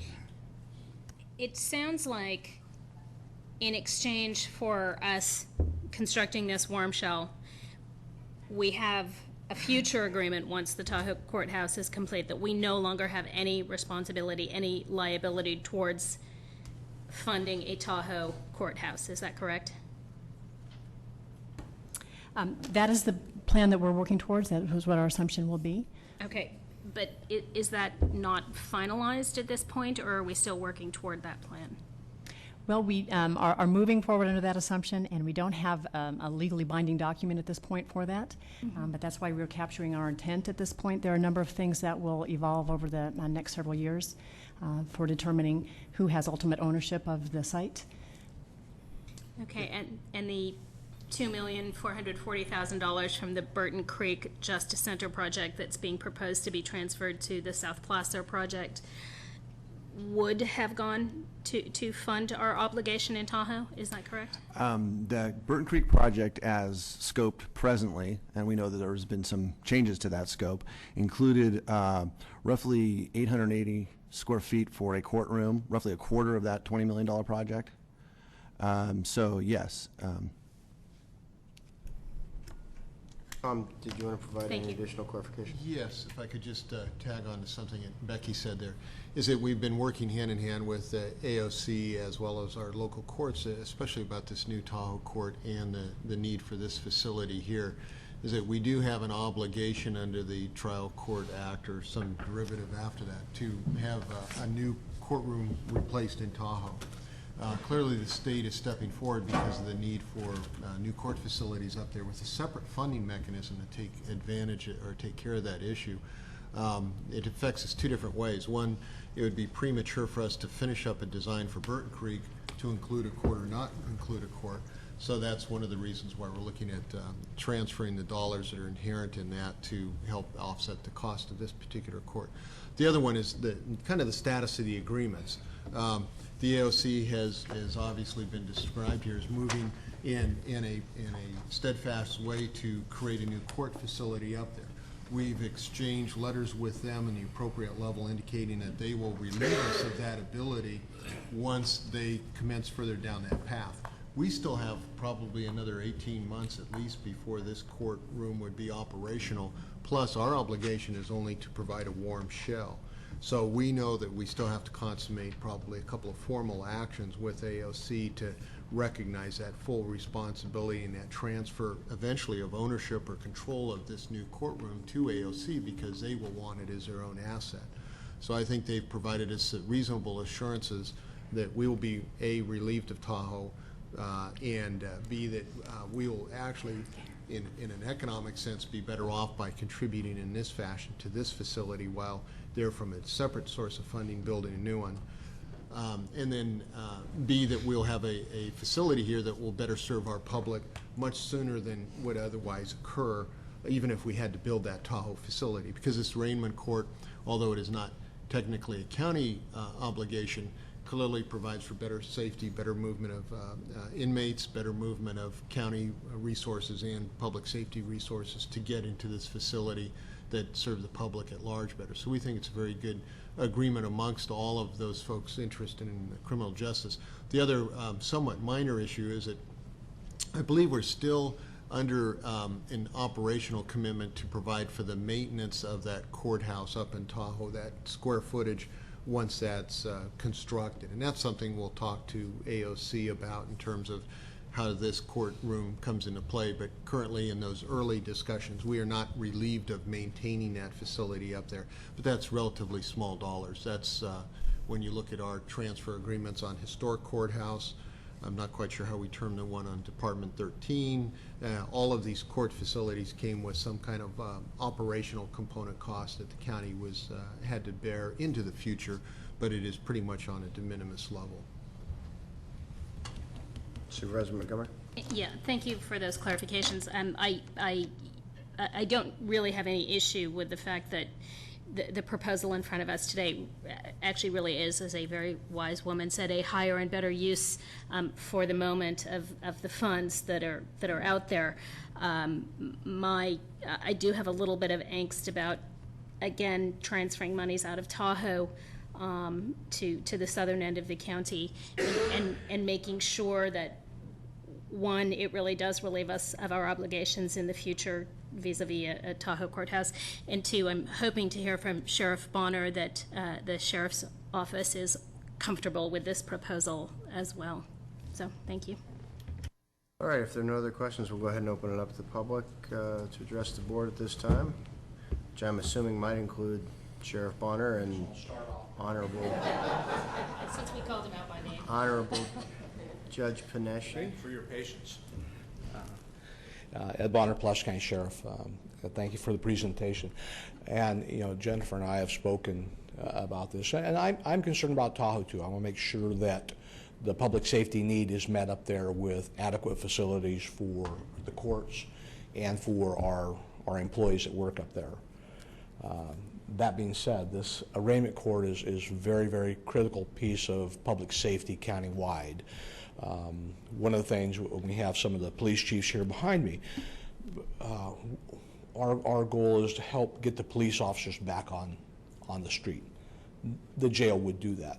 But also, I think that the safe, expeditious, and coordinated arraignment of in-custody inmates is huge. And what's happened, and George Malin can maybe back me up on this, is that there is some inadequacies in our current court capacity to handle the number of inmates that would be moved from the jail to the courthouse for arraignment and back again. This is money well spent, I think, on behalf of the county. And as the county executive officer says, working very closely with the AOC, what the future holds, I think there's some real benefit to be had for it. So I would only echo the fact that I hope that this board and the next board and maybe the board beyond that, how that goes, is that we do keep Tahoe on the forefront. And we were very, very close to doing some real significant things. I'm delighted that the AOC has, you know, chosen that site to move forward, and I hope that there are some opportunities for us to partner with them, you know, to bring our facilities up to par with what I hope that they have up there. So again, my recommendation would be to, you know, support your board items, support staff's recommendation. The arraignment court is something we've always wanted from a public safety standpoint, as your sheriff. It's something we've always wanted. And it's one of those things that, you know, in the budget battles as facilities grow and shrink, it kind of got knocked out. And to see it back in there, it does encourage my heart, and I appreciate the court's support of this and the county's continued support in partnership to really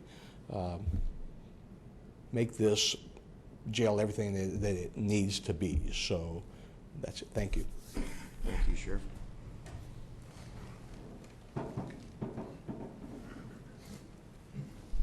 Good morning. Morning. Excuse me, Mr. Chairman, members of the board, thank you for the opportunity to speak this morning about this issue on your agenda. I want to take this opportunity, if I could, before you give me the hook. And just for the record, yes. you are presiding judge of the Superior Court, Alan Panesci. I am Alan Panesci. Thank you, Brad. Presiding judge of the Superior Court. I just needed that on the record. You know how important the record can be. It can. Thank you. I want to take a moment to thank your staff, Tom Miller, the county exec staff, Jim Durfee, who I think is here somewhere, and the facility services staff, Joel, Rob on Holtz, the sheriff, his captain, Lieutenant Steinhauer, who's our court security lieutenant, Kim Metzger, not Kim, but I always call her Kim, Christine Metzger from AOC and Rob Avali, the folks from McCarthy Construction. All of them have spent much time and put a lot of effort into this proposal. They've worked cooperatively, all of them cooperatively with us, and I don't know if you've met Jake Chatters, our court executive officer, but with him in having this come to you today. So I appreciate, on behalf of the court, I appreciate all their time, their effort, and their cooperation with us. I appreciate that. This, as Sheriff Bonner said, I won't go through, all the efficiencies and the, enhancement of public safety for sheriff's office personnel and, the saving of some overtime and getting officers back on the street. The sheriff covered that. But for the public as well, in addition to the efficiencies in terms of their tax dollars, for the folks in the South Placer area who are, victims of crimes, who are families of victims of crimes, who are witnesses, who are families of the person who's charged with the crime, having the facility and being able to use an arraignment courtroom or a criminal proceedings courtroom at South Placer will be a great, enhancement to them. Public access to the court, to having less, expense, time, and stress of getting to court, being able to get over to, if you live in the South Placer area, being able to get over to the, Santucci Justice Center, even now with public transportation, is a, easier task if you are in, tough economic circumstances than maybe getting out to DeWitt, to that arraignment courtroom to witness or be part of court proceedings. So in addition to the, the efficiencies in terms of common sense use of tax dollars, there's also, the direct service to the public. In terms of the court, I'll skip over in terms of the court. I think the DA's office, Scott Owens is here. He can speak to some of the savings in terms of his office's, transportation to and from court for some of his deputies, and being able to be close to their main office of operations is important to them. And same is true for the public defender's office, and other the conflict public defenders and other defense counsel who are working at the Santucci Center. Being able to get into court down there, get out, get about their business is important. For the court, having an additional courtroom allows us to fulfill the statewide judicial branch's obligation of providing access to a fair and efficient justice system.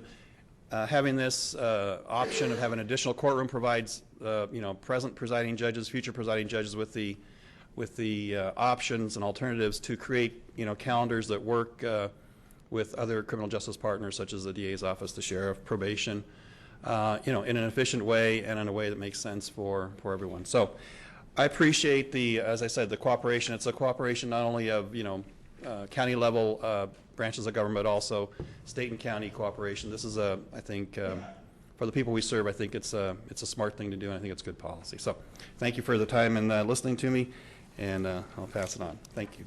Thank you, Your Honor.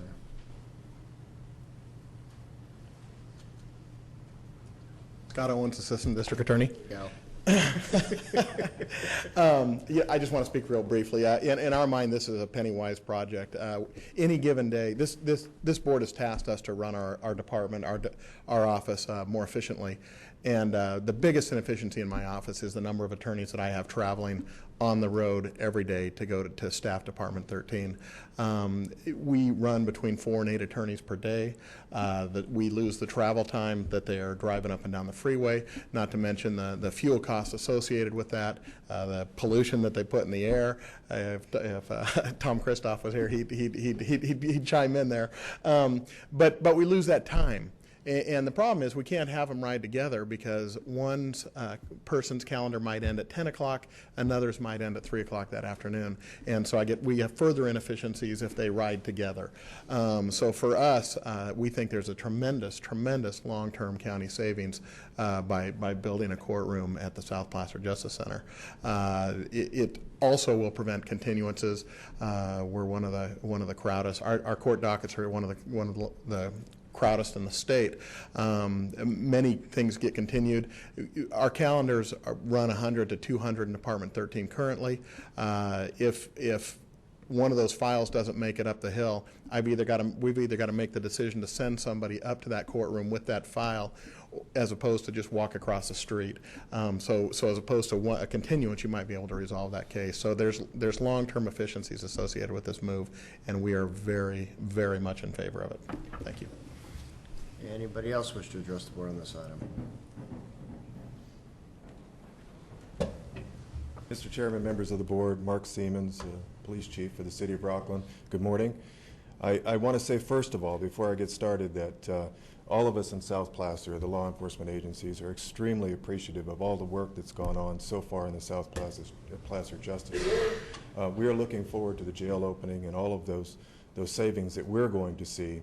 All of us have seen reductions in manpower with the downturn in the economy, and we're hoping that we can reduce our time going to and from the jail.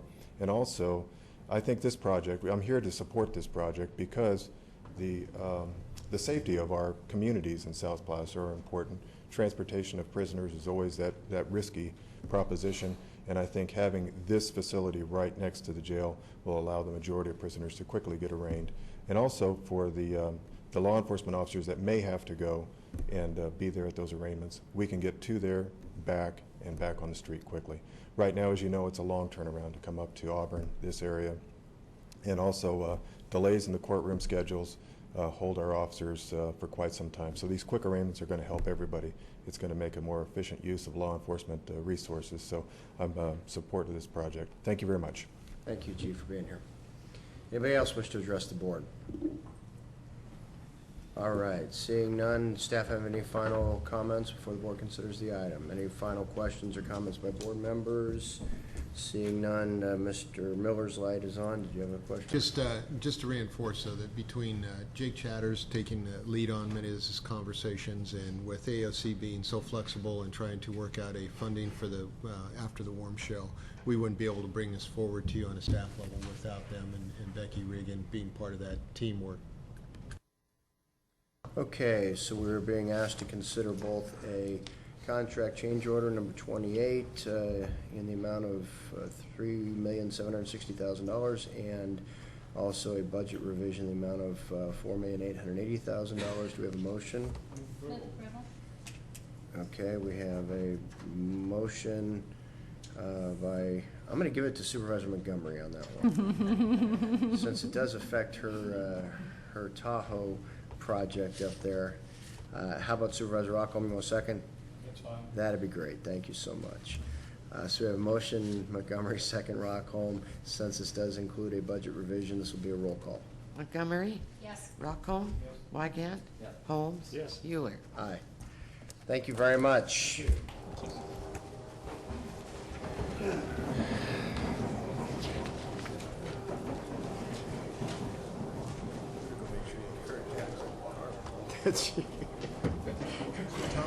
What do I put? Register to the camera. All right, we're going to go ahead and after we clear out here a little bit. What's that? That's not a bad idea. Let's take 5. We'll come back after 5 minutes.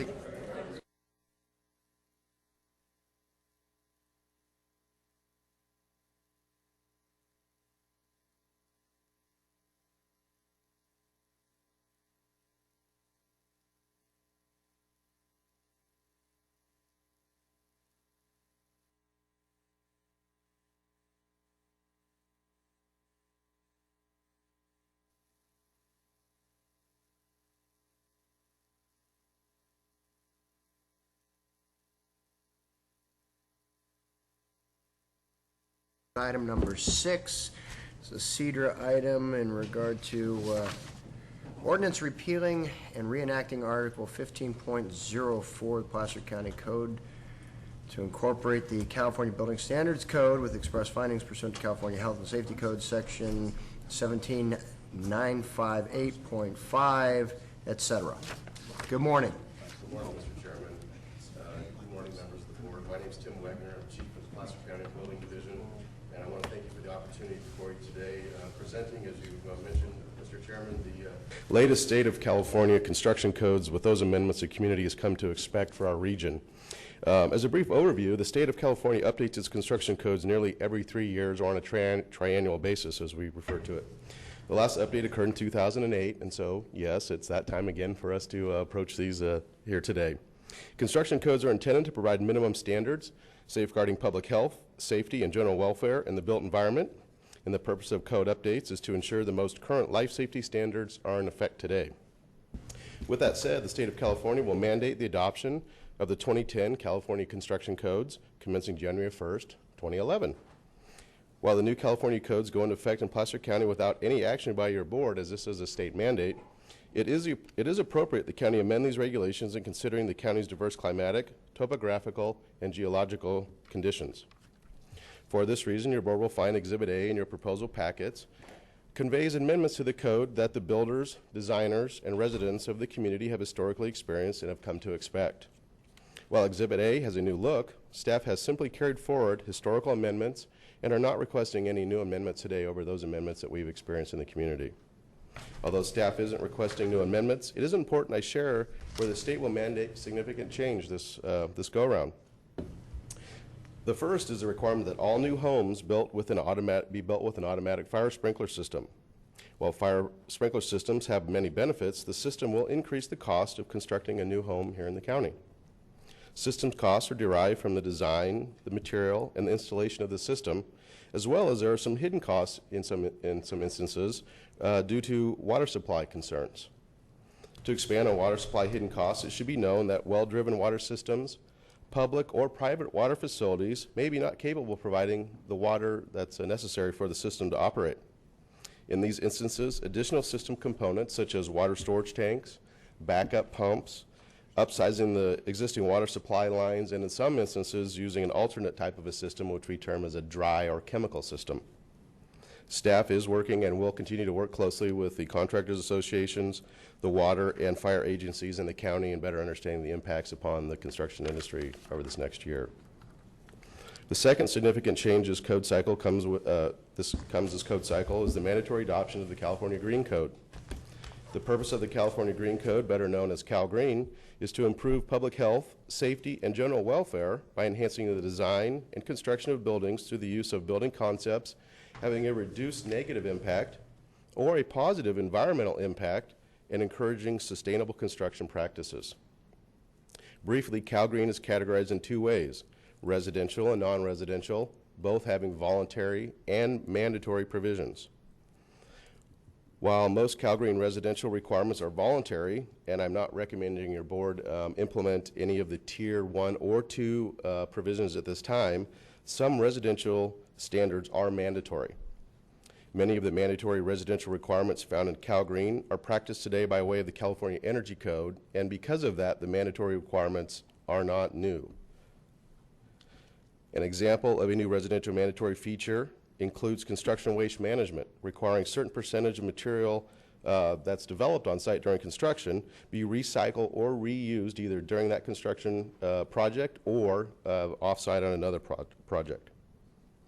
For non-residential construction, you'll experience Energy Code mandatory features similar to the residential facilities, along with additional requirements such as acoustical controls and trying to keep down noise levels on the internal environment. With the state's mandatory adoption of the Green Code, the state of California does become the first state in the nation to mandatorily adopt green building standards. Well, at this time, I would like to point out the proposed new format of Placer County Code 15.04. I'd additionally like to thank my staff for the work that they provided a user-friendly proposal by aligning 15.04 with California Building Standard parts and therefore creating a transparent and intuitive legislation for the end user. I'd also like to thank my team in facilitating quality customer service by way of this user-friendly format. Finally, this proposal has been delivered to the Sacramento Builders Exchange, the Placer County Contractors Association, and the Contractors Association of Truckee and Tahoe, and I have not received any comments or recommendations that would or should delay action by your board today. With that said, staff recommend your board adopt an ordinance repealing and reenacting Article 15.04 of the Placer County Code to incorporate the California Building Standards Code with express findings pursuant to California Health and Safety Code Section 17958.5, authorizing local amendments to the California Building Standards Code considering regional, climatic, geological, and topographical conditions found here in the county. And with that, I will conclude my presentation and open up for any questions that you all might have. Supervisor Weigand has a question. I have a question. Could you describe more fully, I guess, the sprinkler, residential sprinkler requirement? What specifically do rural on-well homes have to have exactly the same standards as a home that has access to urban water? And does it have to provide that the whole house would be simultaneously sprinkled, or are there a certain number of sprinkler heads that are going to be the standard? And I mean, it looks to me to be. Go ahead. Supervisor Weigand, thank you very much, and wonderful questions. I do have a subject matter expert, Bob Eichels, here today to answer some of these more specific questions, but Bob, if you don't mind, I'll take a swing at this. Typically, we see one head per room in a residential structure. It's a lower grade, what we call a 13D system, so it's a less complicated system than what you might find in commercial facilities or in multifamily housing even. So for that reason, and even in those systems, we typically don't see an entire system go off at one point in time. It's usually head specific, dependent upon that event that's occurring below that head to trigger its response. So with that, and to kind of go back to your overall question, I believe is that yes, at this point in time, and although I have asked the state fire marshal's office to further understand these, rural communities that or parcels that are on well-driven systems will be required to have the same standard of system that we might find on a public facility system. And that's where part of my concern has been that I raise here today, as well as I have with the State Fire Marshal's office, how do we ensure that we have proper water volume? How do we ensure that if the power should go off during an event that we have the sprinkler system and the pressure up and available? And that brings in these secondary systems, water storage tanks, backup pumps, and all these other type of alternate systems that we're really trying to understand better at this point in time.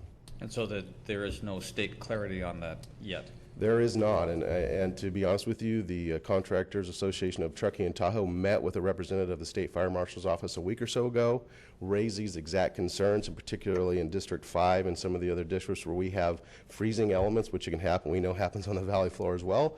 We have concerns as well that the glycol mixture, if you're not aware that we had a fire or an explosion in a multifamily unit in Truckee last year, where we actually ended up losing an individual because of the explosion, where the glycol was overcharged in the system, took a pan from the stove over to the sink, turned the sink on to put his fire out, and unfortunately that flared up, and when it did, the head above the sink went off, and the glycol was the first thing that was emitted from the system, and we had a large explosion. So there's concern with that type of a system, and that was raised, Cat raised that last week with, or a week or so ago with the State Fire Marshal's office. And at this point in time, they are aware of those concerns, but are not interested in this point in time putting any kind of a stay order so that we can further understand how to navigate this in the future. I'm thinking, Tom, might be something that we want to put on our legislative priorities, similarly to the experience we had with wastewater disposal on rural lots. I mean, depending on the implementation and the specifics with regard to the ordinance requirements, could be literally devastating to those folks whom many of us represent in rural residential environments. So Absolutely. I appreciate being kept apprised, and I think we might want to. Yeah, this unfortunately is one of those mandates that the state cannot reduce, or the county cannot reduce the standard, so we have to stick with the state's minimum requirement at this point. Right, and just editorially, I guess, oftentimes at the county we have to deal with a one-size-fits-all state-oriented perspective that is incredibly foolish and ignores the fact that there are a lot of people who might choose to decide what level of risk they want to incur themselves. Some of this stuff is well intended, but Understood. poorly thought out, and I think we need to be prepared to respond to it. Understood. I do believe a year or more ago, we did submit something through our legislative office regarding these concerns. We have not heard anything back at this point in time, though. But I agree with you. I think we should look at this in the future. So did you have something you wanted to say in response to Supervisor Wygant's comments or questions? Was there anything? Okay, great. Supervisor Rockholm has. I'm just going to ask you, in those rural areas like that, is the opportunity arise like for not halon per se, but a system like that does not require water? That's right. That's what we would be looking at, is alternate style systems. Typically, those systems can be a little bit more expensive as well. So there are alternates out there and available. So mixed bag, including the water storage systems with a water developed system, a dry chemical system, and there are many other alternates that we're seeing are being developed today. And Supervisor Montgomery. I just want to make clear that the board understands as it relates to the sprinklering proposal, and I speak obviously from the standpoint of someone who's very concerned about fire safety. The understanding that I have about the problem in Truckee was that while that system was installed correctly, it was not maintained appropriately, and no one has ever died in a sprinklered structure that was appropriately installed and maintained. That can't be said for non-sprinklered buildings. Further, this state mandate applies only to new construction. Is that correct? That is correct. So, Robert, we won't be making you install sprinklers in your home. I understand that. Okay.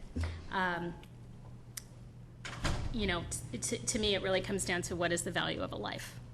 And I come down very strongly on the pro-sprinkler side, which is the pro-life side in this case.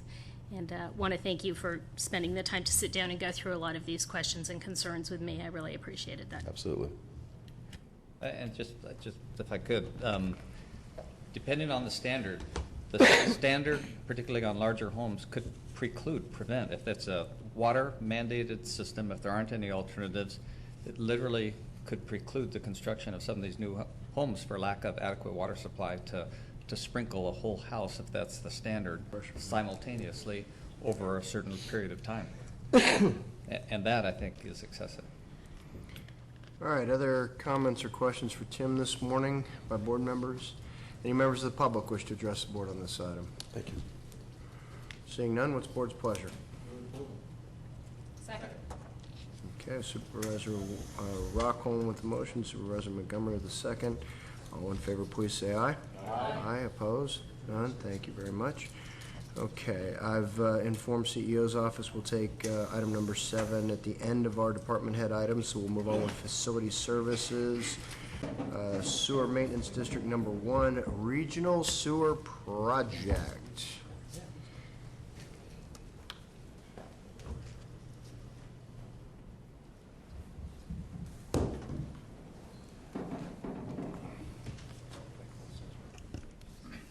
Remarkable, we're going to talk about sewers and they leave. Probably wise.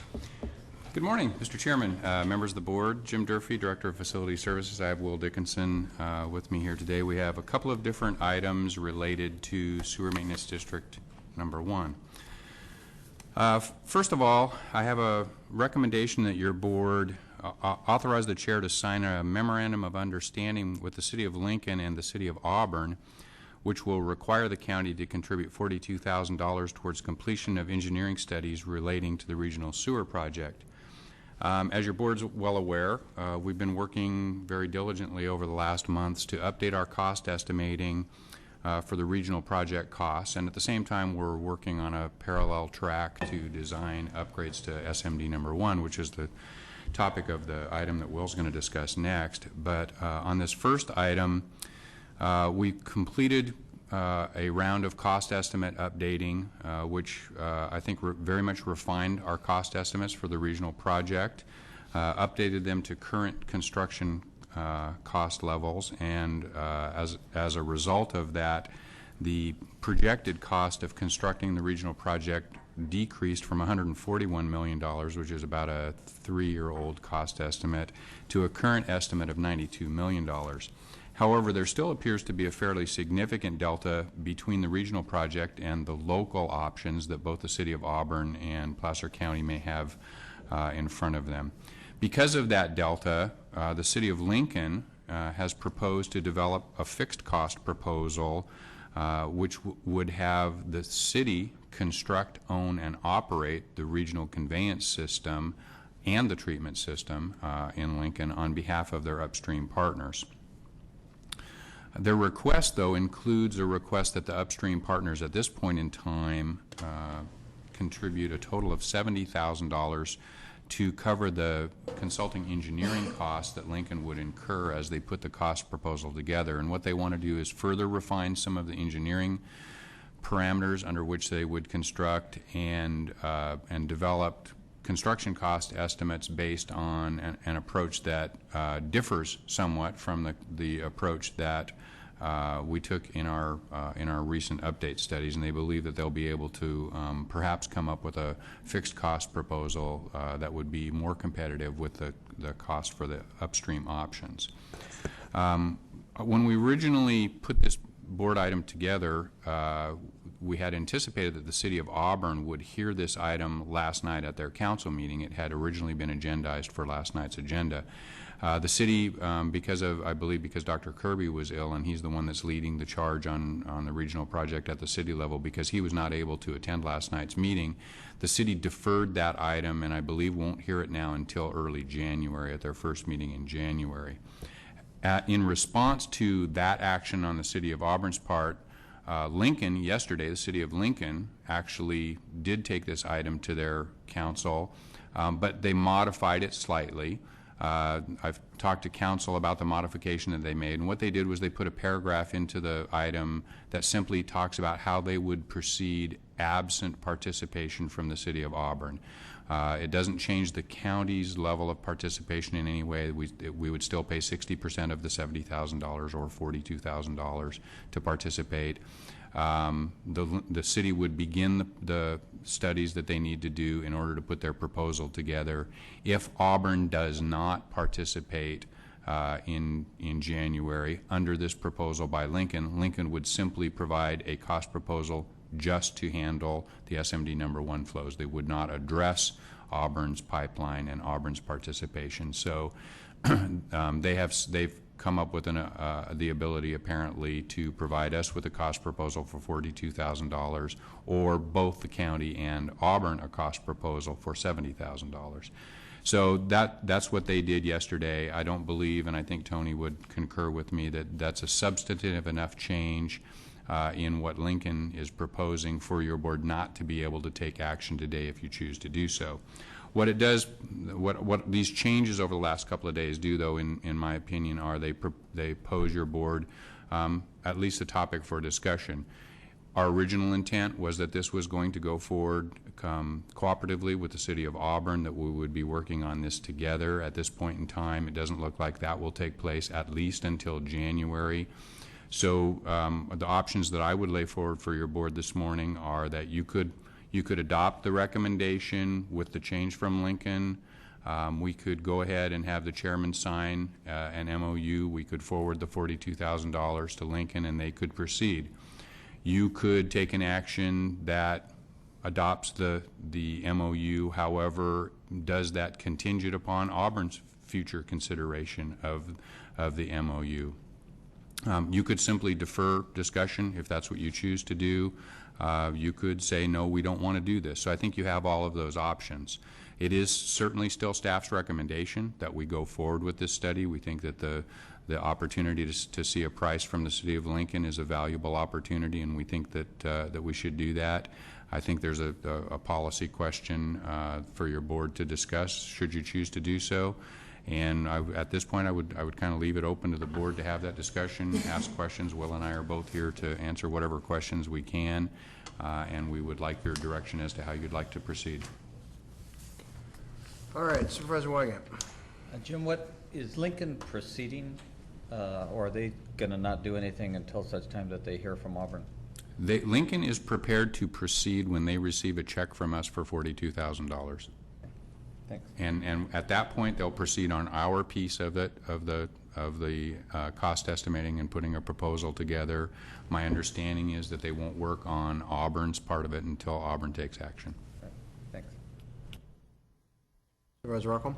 I don't have a question, but a comment that I think it would be smart on us to move ahead. It's just going to get more expensive, and let Auburn decide whatever Auburn's going to do. But I think for that SMUD 1, I think we need to move ahead. Supervisor Holmes? Did Lincoln give you any kind of time frame if we move forward today when they would have the estimate?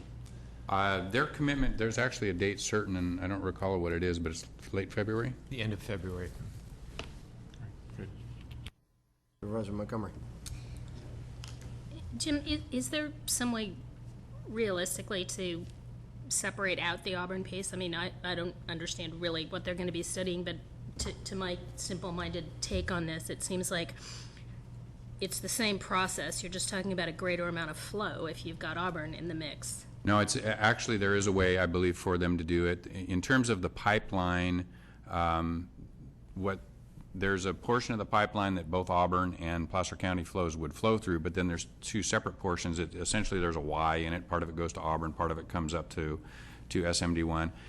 It complicates their analysis. It means that they're going to have to downsize certain parts of the pipeline. It makes the analysis more complicated, but it can be done.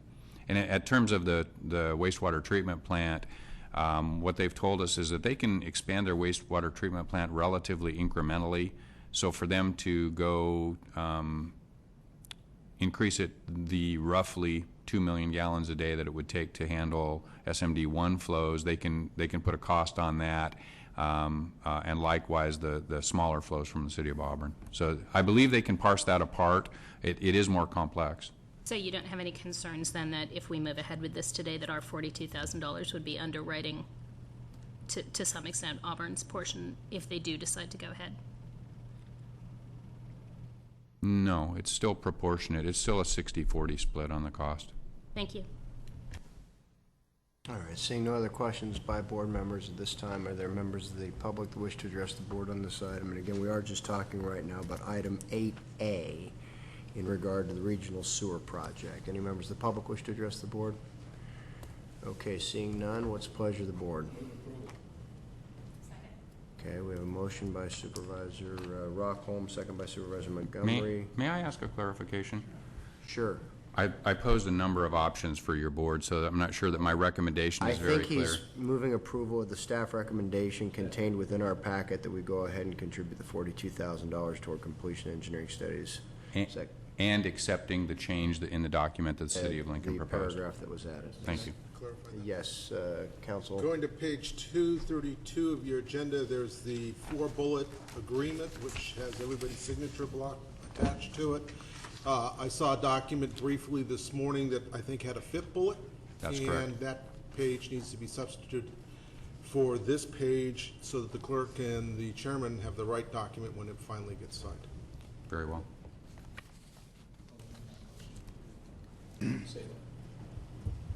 All right, and the second concurs, I'm supposed? Yes. Okay, thank you very much. All in favor, please say aye. Aye. Aye, opposed? None. Thank you very much. We'll move on to item 8B. Thank you, Mr. Chairman, members of the board. Will Dickinson from Facility Services. This second item concerns an existing contract with H1n1 Somas Engineering for design of a major upgrade of the Sewer Maintenance District wastewater treatment plant. This project would be the alternative to the regional sewer project that we were just discussing. So ultimately, we're expecting that your board will choose one of these two projects to resolve our compliance needs for SMD1. On May 18th, your board approved a $7.8 million contract with H1n Somas. But at that time, you chose to limit the expenditures to $750,000 for the design of the project. And the reason for that was you wanted some further information about the regional sewer project and wanted to evaluate that information. In August, you granted another $600,000 in expenditures, which have been used to date to complete the 60% design documents and to conduct a value engineering study. Based on this work, staff now estimates that total project costs at $64.3 million, which is down from earlier estimates of $88 million. We do need additional funding authorization to continue design of the project at this time, so we can maintain the schedules mandated in the permits with the state of California. Staff recommends authorization to spend all remaining design funds with the understanding that the department will return to your board should there be new developments in the regional sewer project, such as a definitive proposal from the City of Lincoln on costs for that project. With that, I'd be happy to answer any questions. Any questions of Will or Robert? So you're asking authorization to spend another 2-ish million? That's correct, about 1.8 million. And how quickly do you think you'll spend it? We're spending it at a rate of about $225,000 per month, and our goal is to get the design all completed in July. And I would anticipate that we will be to your board with a decision point on the Lincoln proposal several months in advance of that. Other questions by board members? Supervisor Montgomery. If you come forward with a recommendation on the Lincoln proposal before all these monies are expended, do we just shut that second contract down at that point? I have the ability contractually to stop work on that project. We made sure that that was in there, and SOMAS understands that we have that ability. So that will depend on decision and direction from your board. So the answer to your question is yes. Thank you. All right, seeing no other questions by board members and members of the public wish to address the board on this item. And seeing none, we'll bring it back to the board for action. Motion by Supervisor Holmes, second by Wygant, in order to approve item 8B. All in favor, please say aye. Aye. Opposed? None. Thank you very much. Thank you. We appreciate your continued support on these issues. Thank you, Jim. And thank you, Will. We will move on with item number 9, Community Health and Clinics, and Dr. Starr will be up to present this. Good morning, sir. Good morning. Mr. Chair, members of the board, Mark Starr, Community Health, Community Clinics, and Animal Services. The item before you, 9A, the action requested is to approve a revenue agreement with the California Department of Public Health for this year's Public Health Preparedness Comprehensive Agreement in amount in the $1 million range, not to exceed $1,024,430 to be specific. Also asking the permission for you to sign the required certification forms, and also for permission to authorize our Director of Health and Human Services to sign any subsequent amendments and subsequent certification forms. The program is fully 100% funded with federal and state funds, and the expenditures and revenue are, of course, included in our budget. Placer County receives federal and state funds for public health emergency preparedness, response, investigation, and recovery.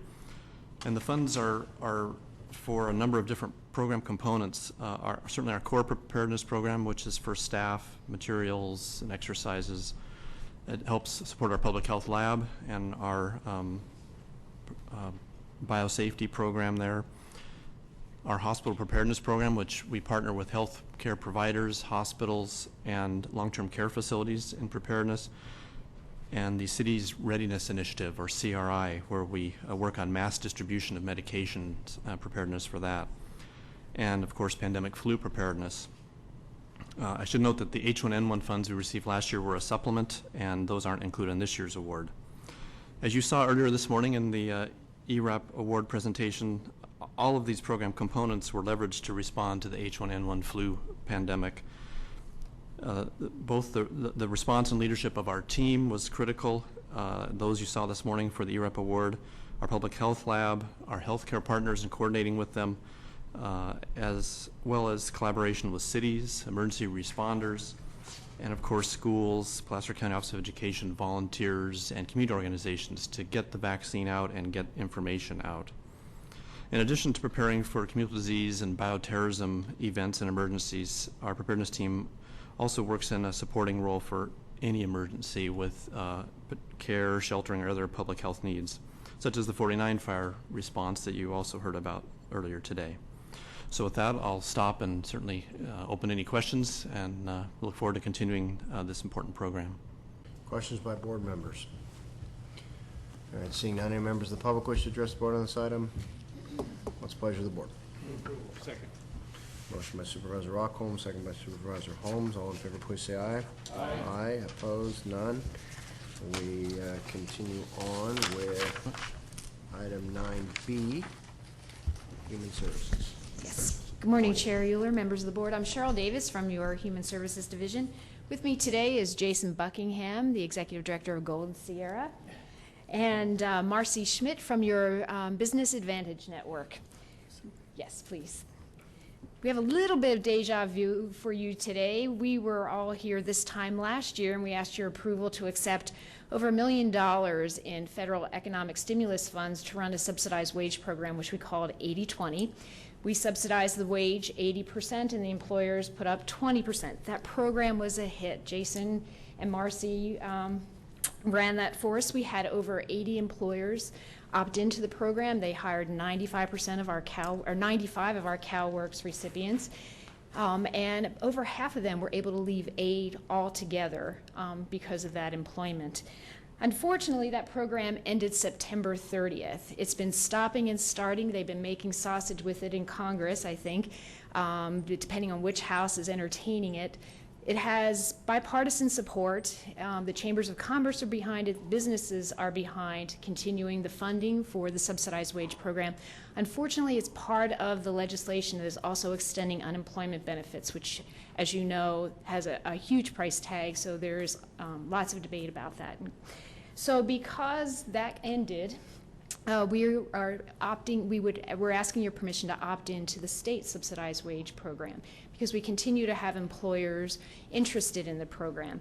When the program ended, of the 95 CalWorks participants that we placed, 87 still had jobs that the employers were picking up on their own without the subsidy. It actually truly turned a welfare check into a paycheck, and it helped sustain many of our businesses that were struggling in this economy. Under the state subsidized wage program, Assembly Bill 98, it's a 50-50 share. Our employers would need to put up 50% of the wage, and the program would put up the other 50%. It's also a shortened time frame of 6 months instead of an up to 9-month, 12-month subsidy.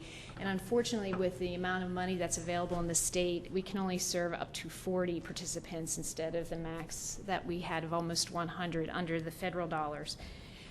Unfortunately, this program does require a general fund match. The state's doing their own 80-20 program with us. They're putting up 84% of the funding, and we have to put up 16%. But the general fund is in the division's budget, so we are able to accomplish this. Our goal, of course, is to continue to monitor what happens in Congress, and if perchance this piece is pulled out and survives, we would come back for your approval to switch back to a 100% federally funded program and step back from the state program and the general funded share of that. So we're asking your approval today to continue to contract with Golden Sierra to continue a very successful program.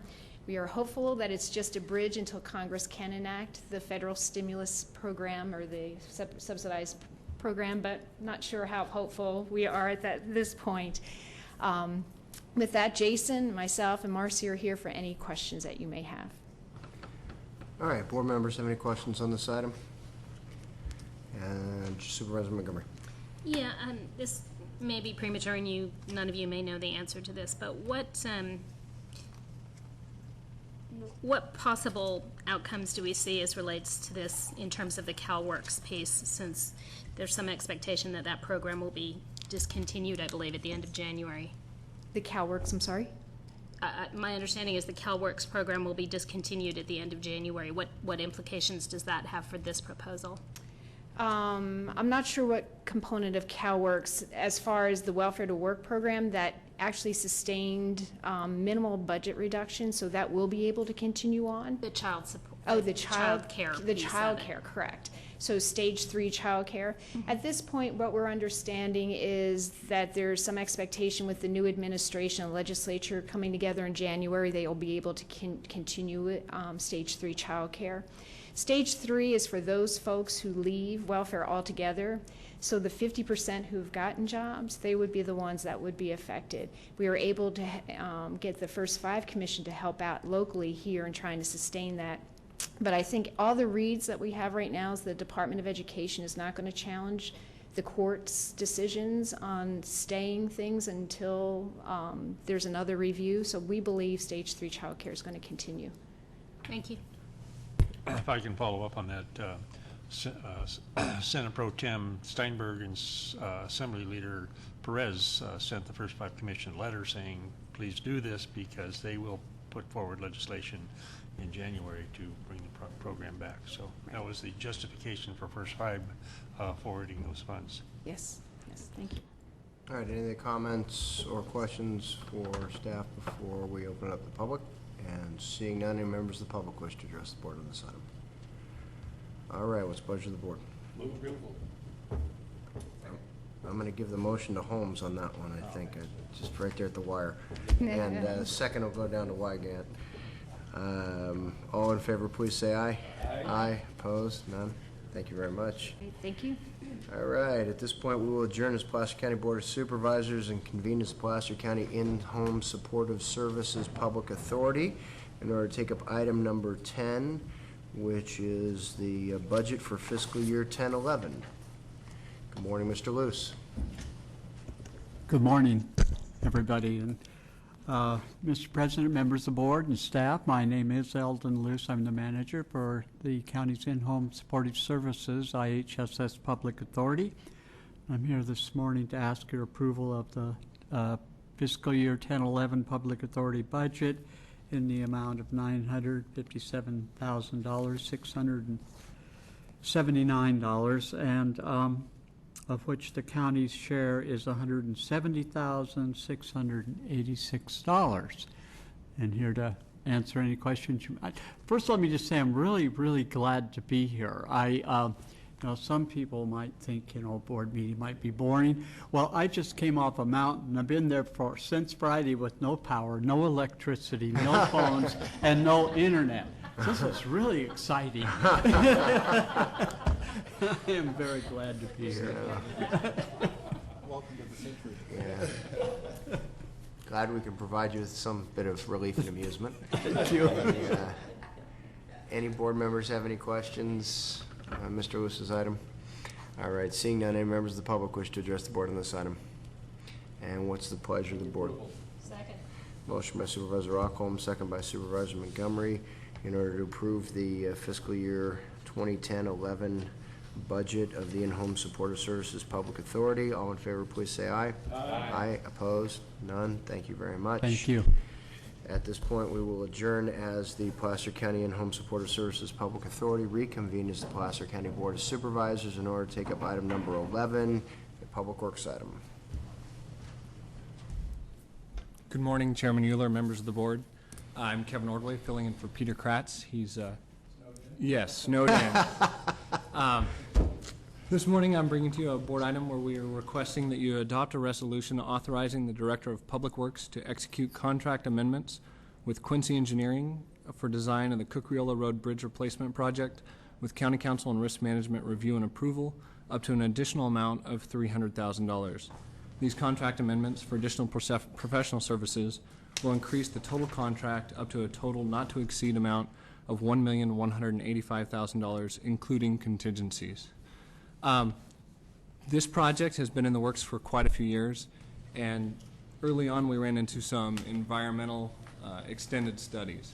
At that time, we reallocated money from the back end of the contract to the front end to expedite delivery, and we're now at a point where we need to do a formal amendment, and we're also working with the community to come with the best option that fits the community, that saves some trees, and also avoid some costly utility relocations. And so we're asking that you give the authority to the director so that as we get into this, we don't keep coming back for more and more amendments, but the project can proceed forward and be completed as soon as possible. Any questions? Board members have any questions on this item? Supervisor Rockholm? I just was going to make a comment. The existing bridge has been there since the horse and carriage days, I believe. It's long needed. It's something that's really needed, and it's good. How many times did you cross it? Yeah. Actually, I was following Mr. Supervisor Holmes. But it's good to see this moving forward. It's badly needed. I would think the community would be more than willing to work with the trees and stuff like that in this case, so. All right. Any other comments or questions by board members? How about members of the public? Seeing none, what's the pleasure of the board? Second. We have motion Rockholm, second Montgomery, in order to approve item number 11. All in favor, please say aye. Aye. Aye. Opposed? None. Thank you very much. At this point, we adjourn this Placer County Board of Supervisors and convene as the Placer County Redevelopment Agency Board in order to take up item 12, both A, B, and C.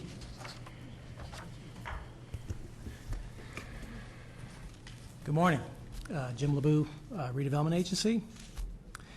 The first item before you, proposed action is to loan $1,550,000 of commercial tax increment funds from the Sunset Industrial Project Area to the North Tahoe project area for up to 5 years. This loan would assist the agency in the acquisition of a first mortgage loan from Umpqua Bank for property owned by BB LLC in Kings Beach. And this property is proposed for a mixed-use town center development project.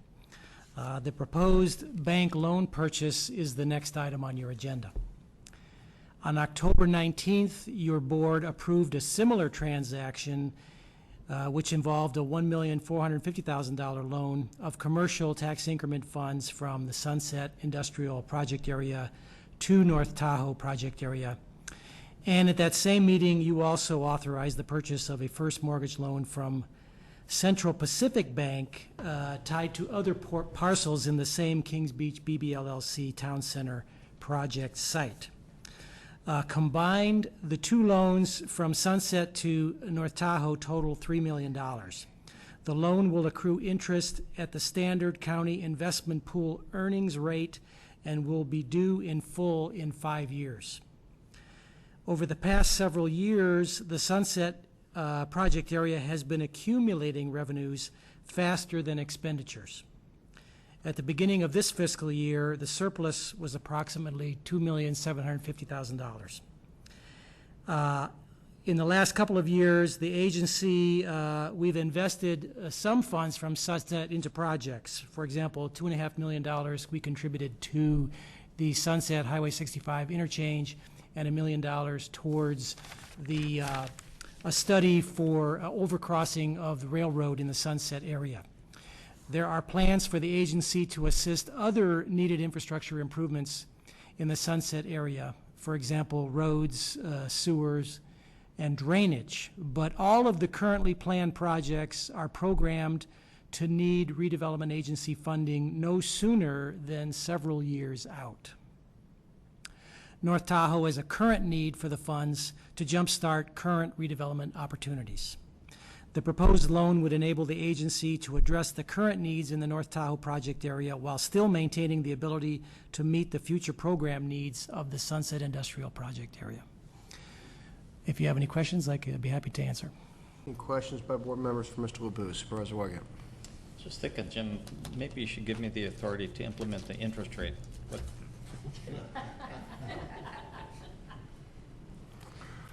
Okay. Many other questions or comments, I suppose, by board members? Any members of the public wish to address the board on this item? And seeing none, what is the pleasure of the board?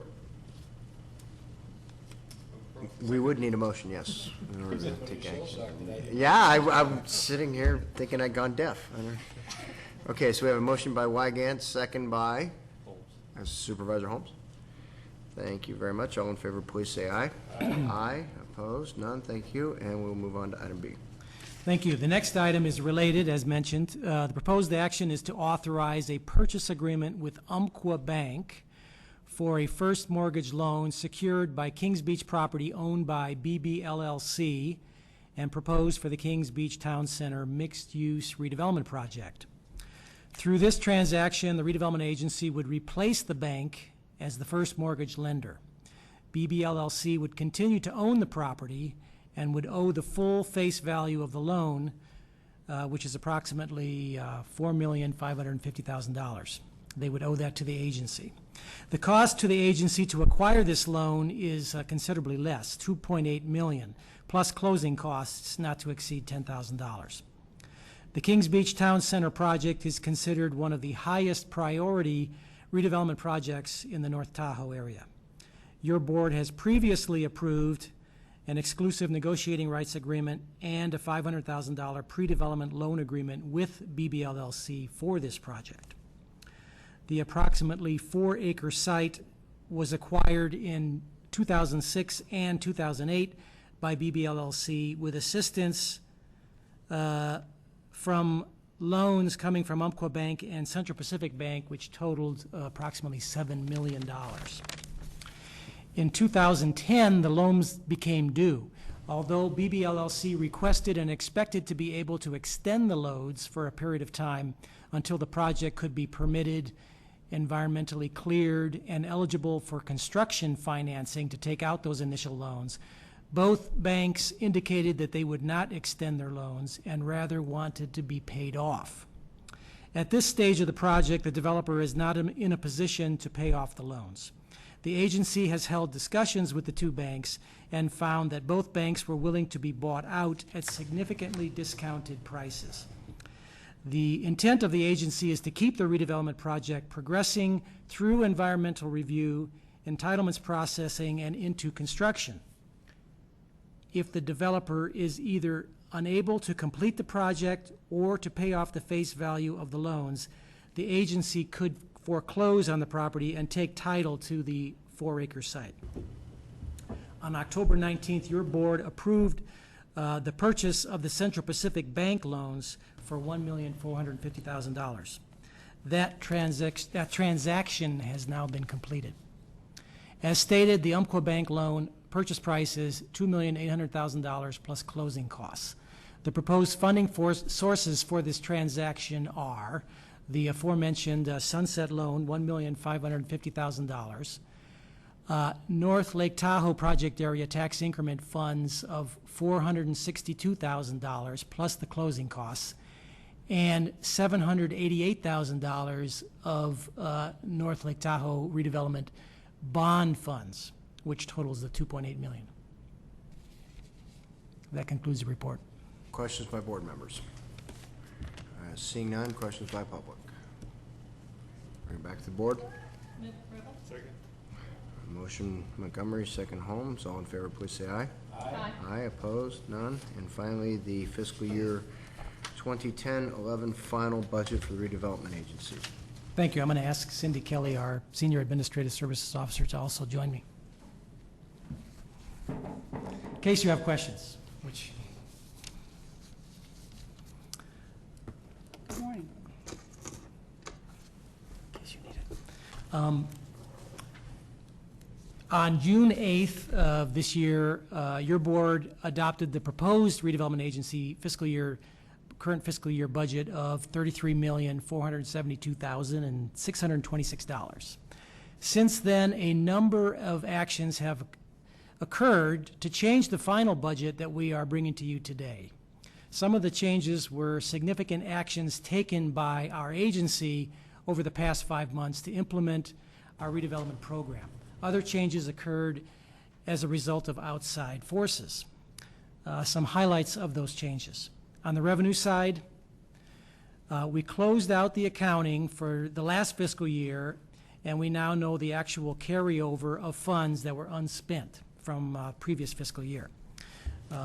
The assessor and the auditor have provided final tax increment projections for the year based on the equalized property tax roll. And we have seen that for the first time in our history, our agency is having a decrease in tax increment revenue year over year. That's never happened to us before. For all of the project areas, the 3 project areas on both the housing and the commercial side, the total decrease is approximately $790,000, from about $7.9 million to about $7 million. Those decreases are relatively modest in the areas of North Lake Tahoe, 2.9% decrease in the commercial revenue, 4% decrease in the housing, and North Auburn, approximately 4.5% decrease in commercial, approximately 6.2% decrease in housing. The decrease is more significant in the Sunset area. where it's approximately 31%. CRAF payments, we made a big payment last fiscal year. This year is a 2-year program. We are making another payment of approximately $670,000.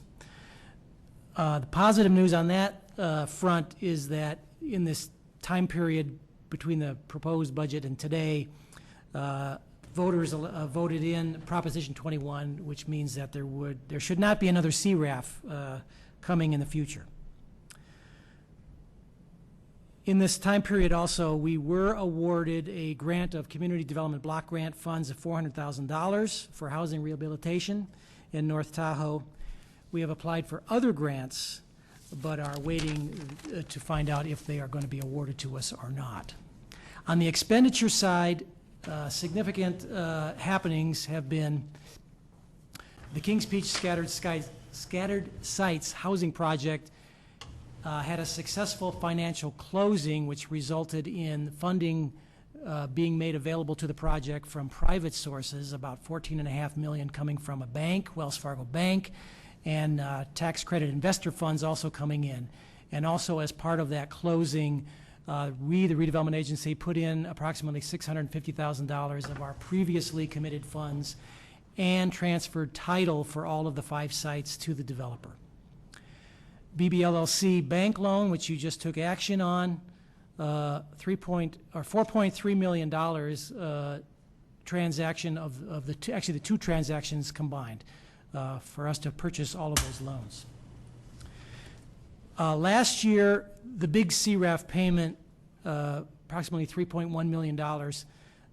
At that time, we were seeing that the North Auburn area had a lot of demands on it, and revenues were not seen available for Auburn to contribute to the CRAF at that time. But today, the picture looks better. We've finished out some projects in North Auburn and under budget, and we now see that North Auburn is able to contribute to the CRAF. So in fact, the budget before you today includes a reimbursement to North Tahoe and Sunset of Auburn funds so that Auburn pays its fair share of last year and this year's CRAF.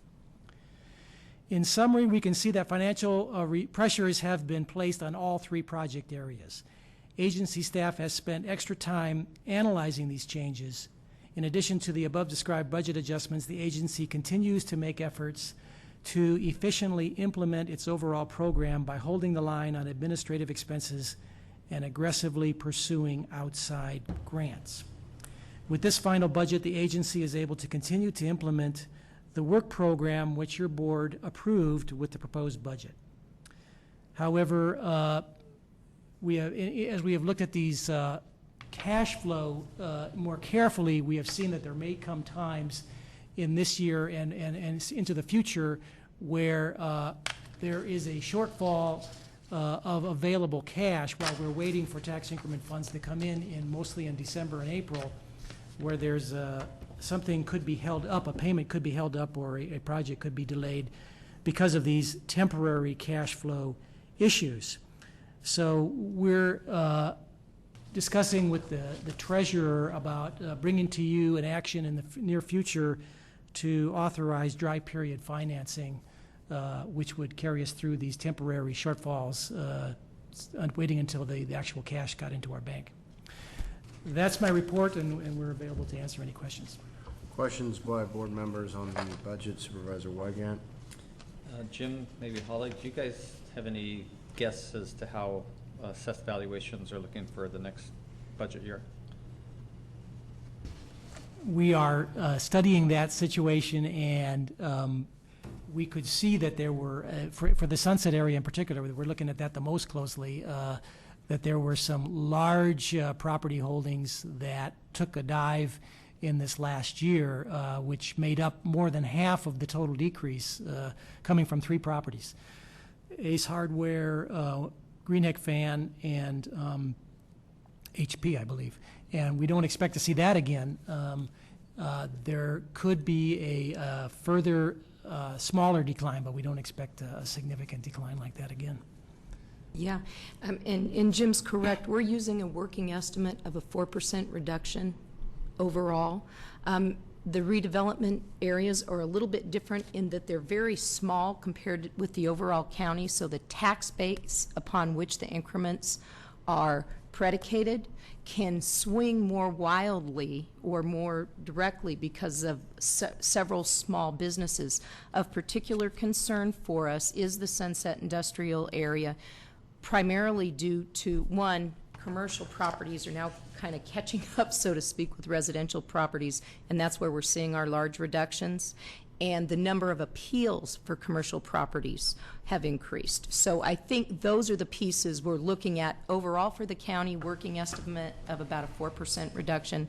Redevelopment areas, they're much more peculiar to those and sensitive in those areas. Other questions? Members of the public wish to address the board on the final budget or for the redevelopment agency before we take action? Seeing none, do we have a motion? Second. Motion by Rockholm, second by Montgomery to approve the 2010-11 final budget for the redevelopment agency. All in favor, please say aye.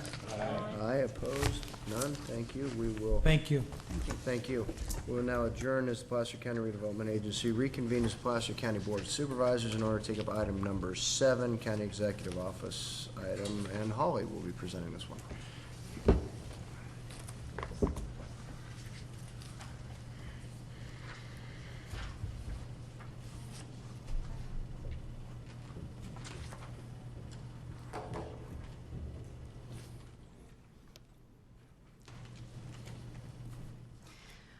Good morning, members of the board.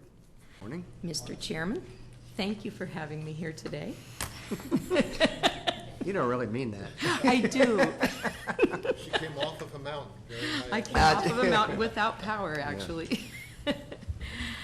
So the item before you today is a request to approve appropriate ordinance changes to allow for implementation of organizational changes as previously discussed by your board, or provide alternative direction as your board may choose. As you are certainly aware, a number of discussions have occurred over the last several weeks regarding organizational issues arising from vacancies in the county executive office and affecting the Board of Supervisors offices. Issues most specific to the county executive office and those most pressing in the county executive office proper, I'm going to say, were approved and we're currently implementing those. We're here today to discuss the remaining issues relative to board operations. As is occurring all over the county, we look at efforts to streamline where we can, fill in gaps where we have vacancies, and to continue our high level of service that is provided both to the board and to the constituents. At the November 2nd board meeting, your board suggested staff return with appropriate ordinances under what's identified as Alternative 1. And actually, I think he has that loaded up, and I'll just pop it up there if he hears me. He heard me.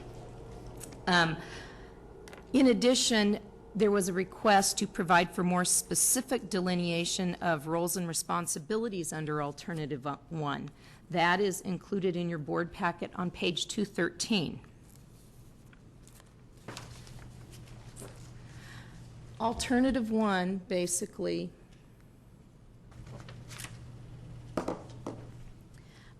provides for board administration and clerical functions under the senior board aide as a support function to the Board of Supervisors, reporting to the county executive officer. A principal management analyst would be the designated lead for board operations rather than an assistant county executive officer.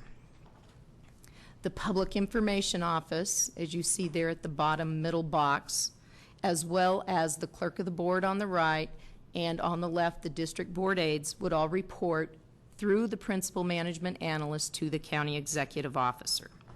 Let me be clear here. The district board aides actually report administratively to the principal management analyst.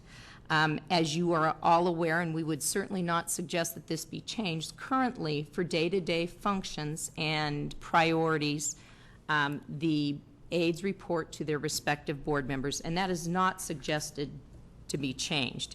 In addition, clerical functions, also shown up under board administration up on the right, would be part of that board support function. I would note that there are no proposed changes to clerical support functions for any of the board members at this point.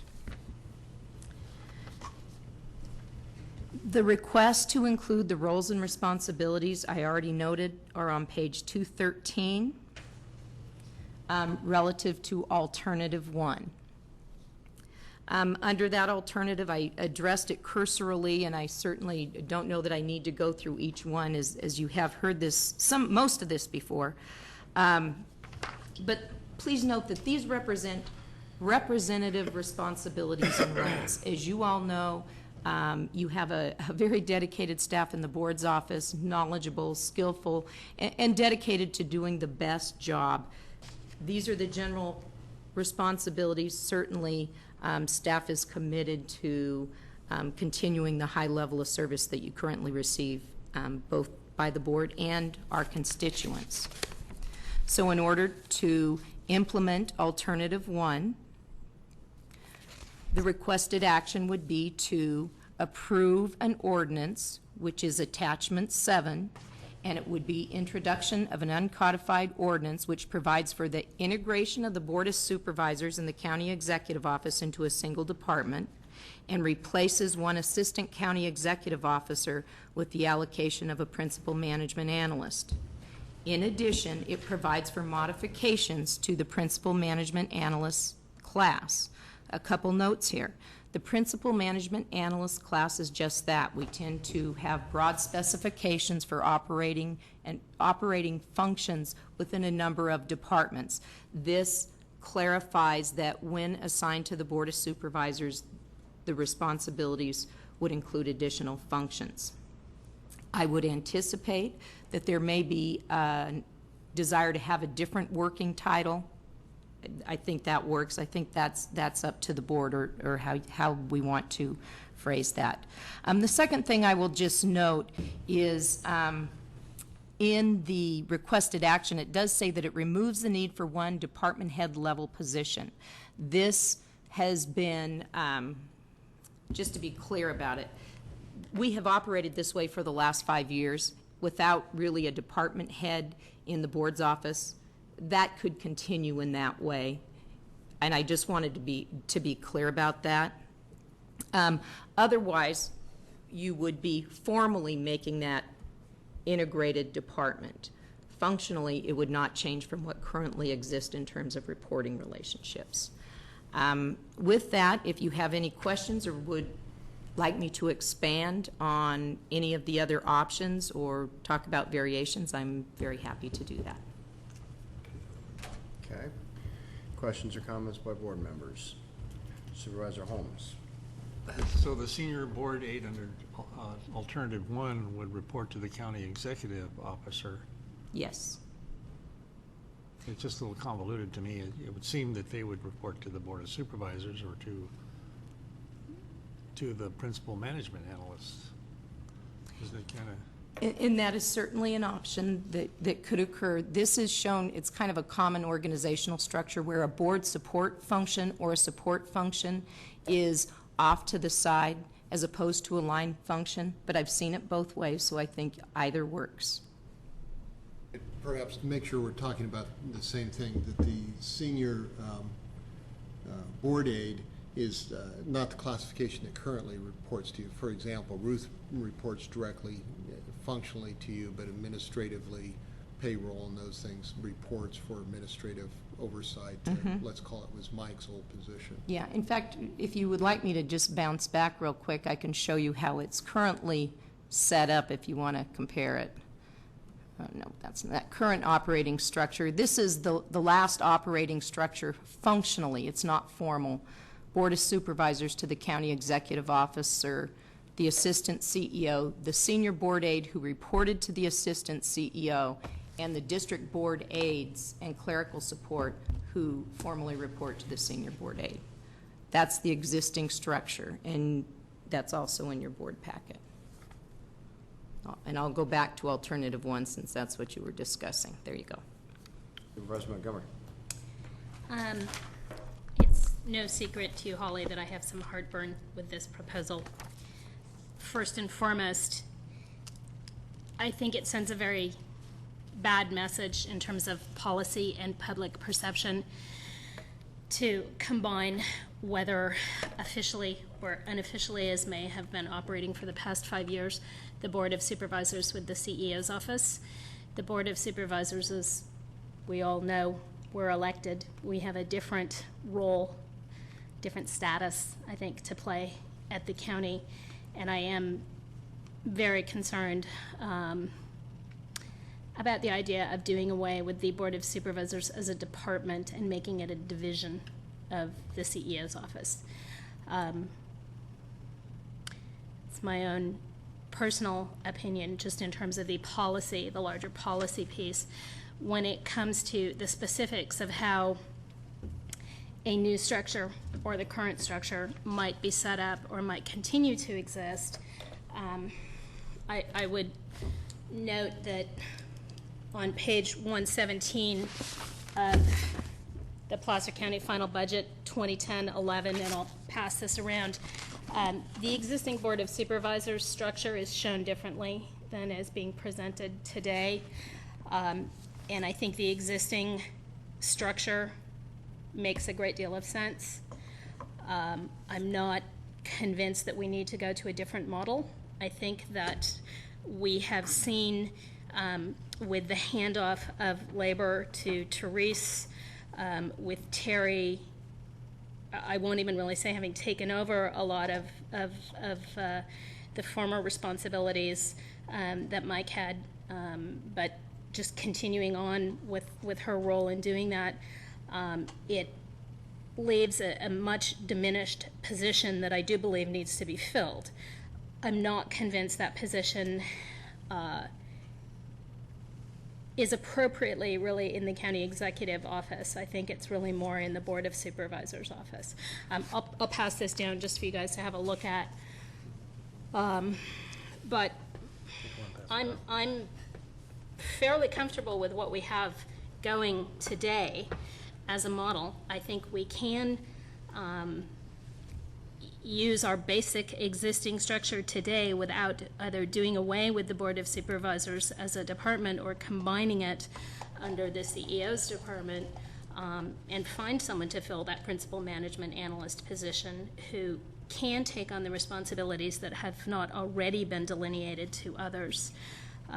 But I guess my bottom line on this is, if it ain't broke, don't fix it. And what I'm seeing is a system that's really not broken. It can use some tweaks, and I think we can get there working together, but I just, the proposals that are in front of us today, I just can't support. So just to be clear, you would be looking at the current operating structure. This is really a functional representation as opposed to what's in there, but this is basically, you would continue with the separate department, and currently an assistant CEO is charged over to that. So it would basically look like this. It could potentially look like that. Okay. My take is that it would look more like what was in our 2010-11 budget. I'm familiar with that. Okay, thank you. Supervisor Wygant. Some questions, I guess, first. You all had to bear with me when I went through therapy last time we had this conversation about how the root of the problem here, I think, is the fact that the voters have decided that we be part-time supervisors under a normal circumstance for a county of our size of population or budget. We would have chiefs of staff that would report directly to us, and there would be staff under those folks that would report to them. But I think my view is that it would be impossible to effectively manage that with us scurrying around doing other things and not being full-time. That's what the voters chose, and so we're trying to make something work as best as we can. So in contemplating the changes, the evolutions really that have just occurred over the time that I've been around, first question, I guess, Holly, first of all, I would observe that organizational charts never perfectly mirror the way an organization functions. They're the best shot at it. And with the fundamental dysfunctionality that I have already mentioned about our quote-unquote part-time status. I think it's impossible to actually draw an organizational chart that's going to fit how we're trying to paste that together in Placer County. So under current circumstance, what you proposed originally with alternative A, I see two significant changes from what currently exists.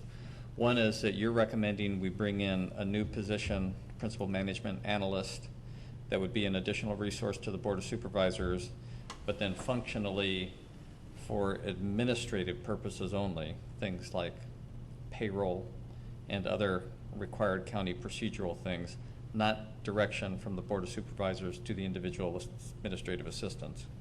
Just for the functional required personnel issues. Administrative, yeah. So this principal management analyst would be, I'm envisioning an additional resource to the board.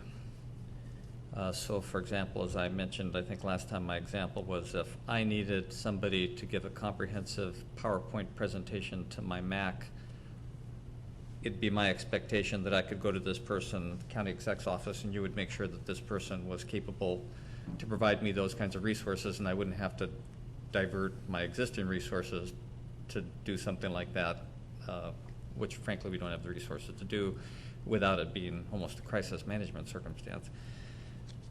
So that's the one change, just new person, and I perceive as an additional resource. And then secondly, the biggest change I see is that public information would be under emergency services. Under the original staff proposal, that would be correct. Not under this? Yes. Under alternative 1, which is what was discussed at your last board meeting on November 2nd, under this proposal, the principal management analyst basically replaces the assistant county executive officer, but because we have moved some functions to other areas in the county executive office, time would be freed up to manage other responsibilities, including providing better depth of resources for board members in terms of kind of that countywide interest piece and backing up the aides as may be required, and act as the administrative focus, as you noted. Under this alternative, community outreach and public information would also report to this principal management analyst. So public information would be supervised by the principal management analyst position. Okay. So I don't have any grand answers. I don't know that there are any under the circumstances, but I would only offer up sort of the evolution that I've seen. It used to be that the board office was a separate and distinct office. I personally don't think the board office is big enough, particularly under current budget constraints, to replace that structure. We would have to bring in a department head or designated department head to that function, and I frankly don't think it's necessary. I understand and appreciate the need for the autonomy. I mean, the organizational structure related to the county is that at the very top of the pyramid are the voters who hired the 5 of us, who directly supervise the county exec's office and the county council's office. All the other department heads except for personnel report directly to the county exec's position. Even elected department heads do that as it relates to budgetary issue and procedural administrative issues that are required by the county. So I think the functional question is we could not bring in a principal management analyst or someone at that level, which I think is about right for the existing structure of what was the Board of Supervisors office, or we could leave that vacant, I guess, and just have a different structure. But to me, it's really a question more of whether or not we have that resource or not. It's probably good to have the clarity that at the top of the structure are the voters who hired the 5 of us. But for lack of us having a chief of staff and perhaps 2 or 3 different people reporting to that person, I don't see how you could draw an organizational structure that's perfectly going to fit that. It's more a function of how are we all doing on the resources that we have and what are your needs are frankly, I could use some more help on some of the things. Well, we all knew that, I guess, but look on your face, Jeff. But in terms of staff support in trying to get things done in a situation where board members are distracted doing other things for an income purpose. My thoughts for the moment. Supervisor Rockholm, you have some? Yeah. I pretty much agree with what Robert just said, but I wanted to point out that being a charter county, much like being a charter city, we hire a CEO basically to run the day-to-day of the county. And I mean, I'm going to be gone here pretty soon, so it's going to fall onto another person and then the five of you. I would not want to be involved in the running of the day-to-day personnel and all of the issues. I've got an aide. She reports to me, or, you know, whatever wouldn't make any difference. But as far as dealing with the personnel issues, and those type of issues, I would not want to personally be involved in that. And I would look to the CEO, either report through the CEO, or as it currently, I guess, kind of does, which actually, though, it reported to Mike. That's where I guess the confusion comes. But having a senior board aide, I've got no problem with that. But as you pointed out, part-time supervisors, we have two employees, so to speak. We have the CEO and the county attorney. And we make decisions at a higher level in line with what the people of the county want us to do and legally. And I think that's the way it should be, and let the day-to-day operations fall underneath us and not be in the minutia of trying to, I just see it as too much. Now, if we were full-time, that might be a whole different situation, but, the idea, I thought, behind this whole exercise was to try to save money. We've eliminated Rich Caldwell's positions, went away. The financial analyst went to the state. Mike Boyle is gone. So whatever would come in that middle box, our principal management, would be under those salaries, but might be a useful reporting as far as reporting goes. Let's face it, this county's going to run. The reporting needs to be as simple as possible and dealt with that way. Supervisor Holmes. I think I somewhat agree with you, Supervisor Rockholm. We're beating this thing to death. It's like, I was just comfortable with the initial staff proposal, and I think I mentioned that the last time we met about this. So I would be very comfortable moving forward with the initial staff proposal, knowing that it's a flexible proposal where, things will have to be worked out as we move forward. But that would be my recommendation, and I want to make that a motion. We need to move forward on this. To approve the initial staff proposal, which is on page 209 of our. It was simple. So yours would have the combination of the Office of Emergency Services and Community Outreach. 209. 209, page 209. Attachment 2, page 1. You see it, so we got alternatives. Yeah. Initial staff proposal. Right. So you're going back to the future. Before we started. I just want to move forward. Okay. Okay, it's been moved. All right, we have a motion by Holmes and a second by Wygant. My thoughts have always, as I've expressed to both Tom and Holly, I just believe that in looking at how we are structured as an organization, we have certain duties that are internally focused. They are those administrative functions that are performed under Ann's direction, under Terry's direction, that are focused on gathering the information that we need to come together here to make a decision, set policy, and then from that point, it's externally focused, and it is up to Tom and his staff to implement policy, to communicate the message out to the public on the action the board has taken. And so I do see some merit in having the separation, having those that support, board support functions, be they clerk of the board's office, board aides, all the rest, having that separate and distinct in support of what we do as supervisors to gather our information, to come up with what we believe we need to make a decision. Having made that decision, then it falls very clearly on the county executive officer and his staff to then implement on that policy and communicate that policy. And so I do see there being merit in keeping those things separate. I do see there being merit if by way of example, either taking what is identified as our current operating structure on page 208 or the what is on page 117 of our budget, and simply taking the senior board aide, clerk of the board, those that report to them, and making it essentially a horizontal line to the Board of Supervisors as a office of the Board of Supervisors, something along those lines.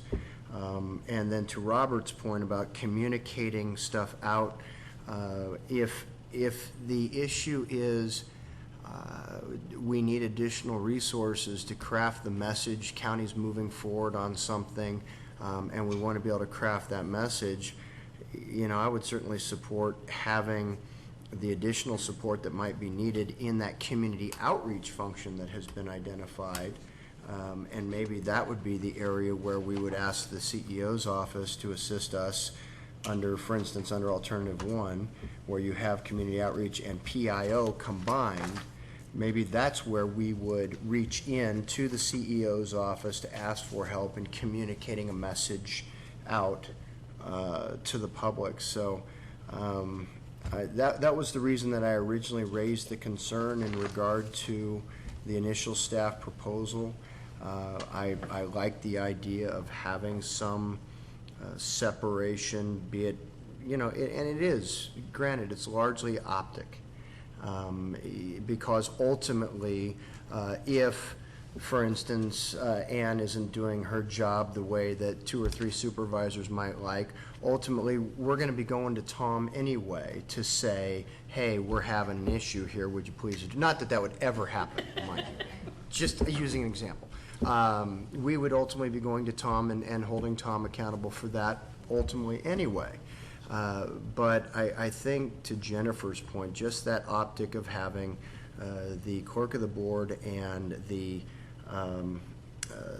all of the internally focused functions of the Office of the Board of Supervisors connecting to the board, and then all the externally focused PIO, community outreach, all of that stuff as part of fulfilling on the policy and the mission. That's still going to be my preference, but be it as it may. Supervisor Wagon, yeah. So it sounds like you're arguing for really a separate Board of Supervisors office.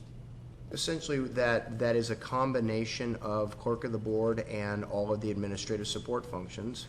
And I believe that we have people in both of those positions who are capable of performing those duties, absent an assistant CEO, essentially using, thank you for throwing that back up there, Holly.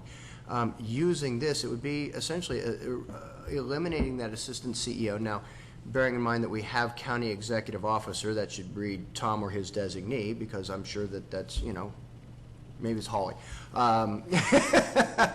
That ultimately, for the performance of those duties, should we all show up here on a Tuesday morning and not have agenda packets, we're going to be a little bit grumpy, and we're going to go to Holly and we're going to say, what happened? And Holly's going to go address with either the clerk of the board or the senior board aide what happened. And so ultimately, for accountability, personnel related things and all the rest, it still goes to the CEO's office. But from a duty assignment, almost, forgive the expression, almost a to whom is loyalty owed kind of a optic. I think having those things showing that they are support directly to the Board of Supervisors, having them, much like as in one of these slides we see where I believe we have Beverly Roberts identified as directly supporting Tom, appropriately so, off to the side. It would be kind of that same concept, that the administrative staff and the clerk of the board are there directly to support the activities of the Board of Supervisors, All PIO functions, community outreach functions, are within the CEO's office because presumably they are enlisted largely to enact policy, communicate that message, all that kind of fun stuff. So that's just kind of conceptually where I am. And I think, we have a motion and a second. I'm still going to support the motion, but I think I'm hearing sort of two dynamic here. There's been a lot of evolution change in a short period of time as it relates to the budget constraints that we've been working under, just retirements and not filling positions and those kinds of things. And so we have been cutting pretty much everywhere, and one of the so part of that might be maybe we've sort of cut too much at the Board of Supervisors office, particularly in light of the fact of our quote-unquote part-time status. And I think maybe we need to ponder that. And then I think the other dynamic, again, for me, is the basic concept that we're trying to put a round peg in a square hole with the status of the Board of Supervisors, and I think it probably deserves more thought. I think there's some valid concerns that are just tough to address and make perfect. Okay, any other thoughts by other board members before we entertain the motion? Supervisor Rockwell. I just add one quick thing. Having a reporting line to the Board of Supervisors, I think, creates an undue problem in that you could have one supervisor that doesn't like somebody, or using an example like that, they could use that reporting arm to basically continue. You could have problems there. I don't think that the Board of Supervisors should be involved in any supervision below the CEO or the county attorney, period. Or our own aides? Well, our own aides, that's a given. If All I right. could, excuse Yes, me, I'm sorry. Go ahead, Holly. Well, I was just going to identify alternative 2, which was basically stay the same in that it would not be implementing ordinances, and the principal management analyst basically is a position that replaces the assistant, frees up additional resources for the board, so you actually end up with more because we've removed some of the functions such as labor relations. So this might be the closest to what Kirk was talking about. In practice, the county executive officer has served in that capacity. It's kind of what we've done for the last 5 years, so I'm just clarifying that very small piece of it. I appreciate that. And my preference for that, what you've constructed there over the initial staff proposal, largely has to do with, I don't believe that the combination of OES and PIO/community outreach as it's proposed in the initial staff proposal is really the best combination. So that's why I appreciate this, is that it, at least for these purposes, I guess, kind of takes that out and leaves you guys to figure out how you're going to manage that, at least for our conversation. We do have a motion by Holmes and a second by Wygant. Any other comments or questions by board members? Seeing none, we'll take a roll call on this, please. Holmes? Aye. Rockall? Yeah, aye. Wygant? Yes. Montgomery? No. Euler? No. Thank you. I do, though, appreciate the board at least taking action, getting something done. I mean, I don't agree with what we did, but I think it's important for all of us that a decision be made. We move this forward. Our staff has certainty. And so, Holly, I appreciate your time on this. I know it's been a lot of time, a lot more than you thought it was going to be when you first picked this item up. And Aren't you Tom, glad you picked it up? thanks for sharing her with us as we work through this process. Supervisor Rockwell. I just had a question. In hearing what Supervisor Wygant said about time constraints and we're part-time, maybe this is the appropriate time to at least mention, maybe we should look at you could go two ways in this, cost saving, or should supervisors that don't seem to have enough help, do they need a second aide? Or do we all just need one aide, and with the extra help and the outreach, does that pick up some of the slack that our aides do no longer have to deal with? Just throw it out there as a suggestion. Again, I'm the shortest part-timer sitting here. So. All right, thank you, Supervisor Rockwell.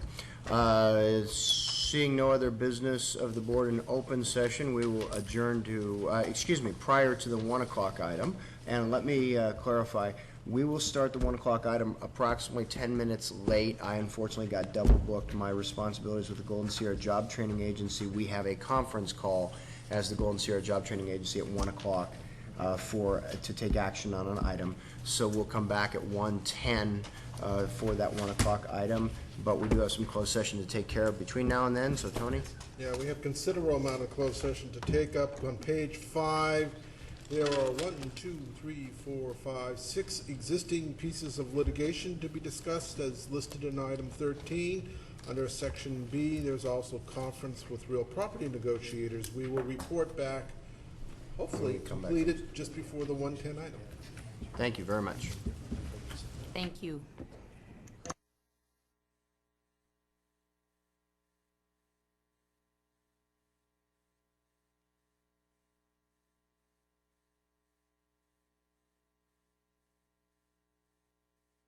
Agenda item 13, with regards to Lions for the protection of Auburn community, the board received a status report and gave direction to council.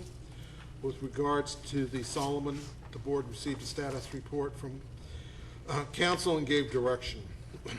Similarly, with exclusive resorts, the board received a status report but gave no direction. It was essentially an updated status of that piece of litigation.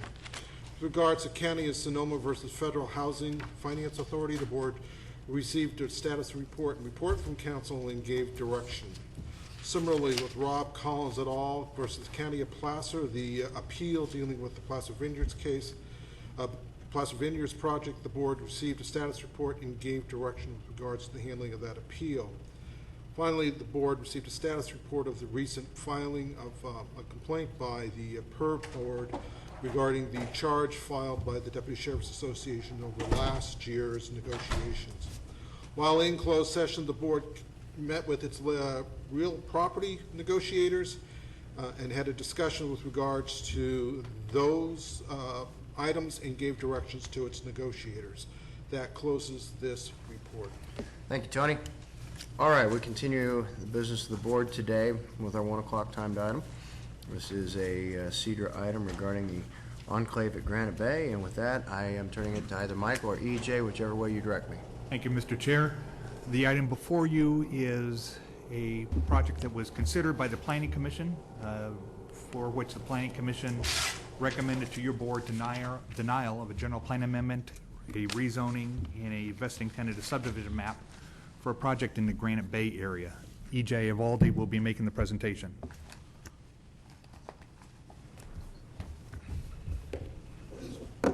Good afternoon, Chairman, members of the board. EJ Evaldi with the Planning Department. I'll first give you a little bit of background on the project. The enclave at Granite Bay was brought before the Board of Supervisors just over a year ago. That was back in October of 2009. At that time, the board continued the item off calendar at the request of the applicant, so the project could be considered as part of the Granite Bay Community Plan update process.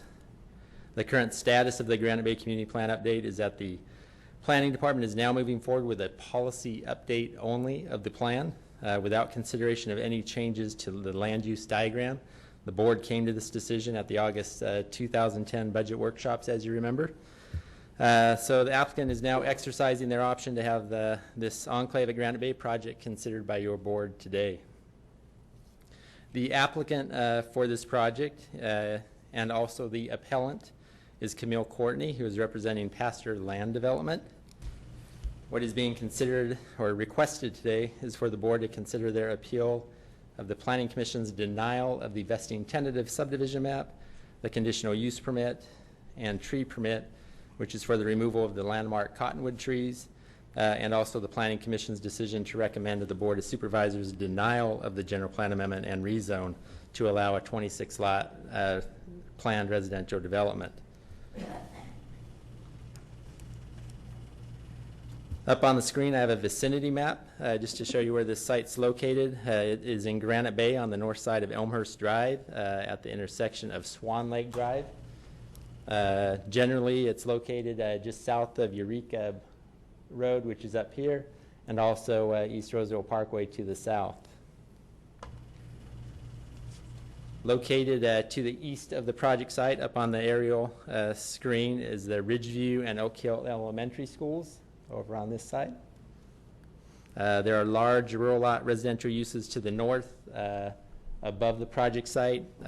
Those parcels up there, they are approximately 2.5 acres and larger. And then there's some rural low-density residential uses to the east. Over in this area, they range from about 1/4 acre to 3/4 acre in size. Elmhurst Drive and Linda Creek Court border the project site to the south, which is along here, and this little court right here. And then also there's some low-density residential uses in the existing Tree Lake development down below here.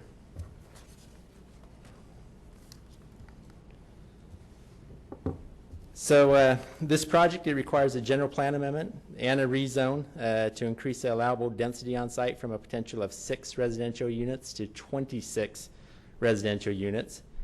The Granite Bay Community Plan, which is up on the screen, the land use designation is proposed to be changed from rural residential, which has a 2.3 to 4.6 acre minimum. That's the color in the bright green.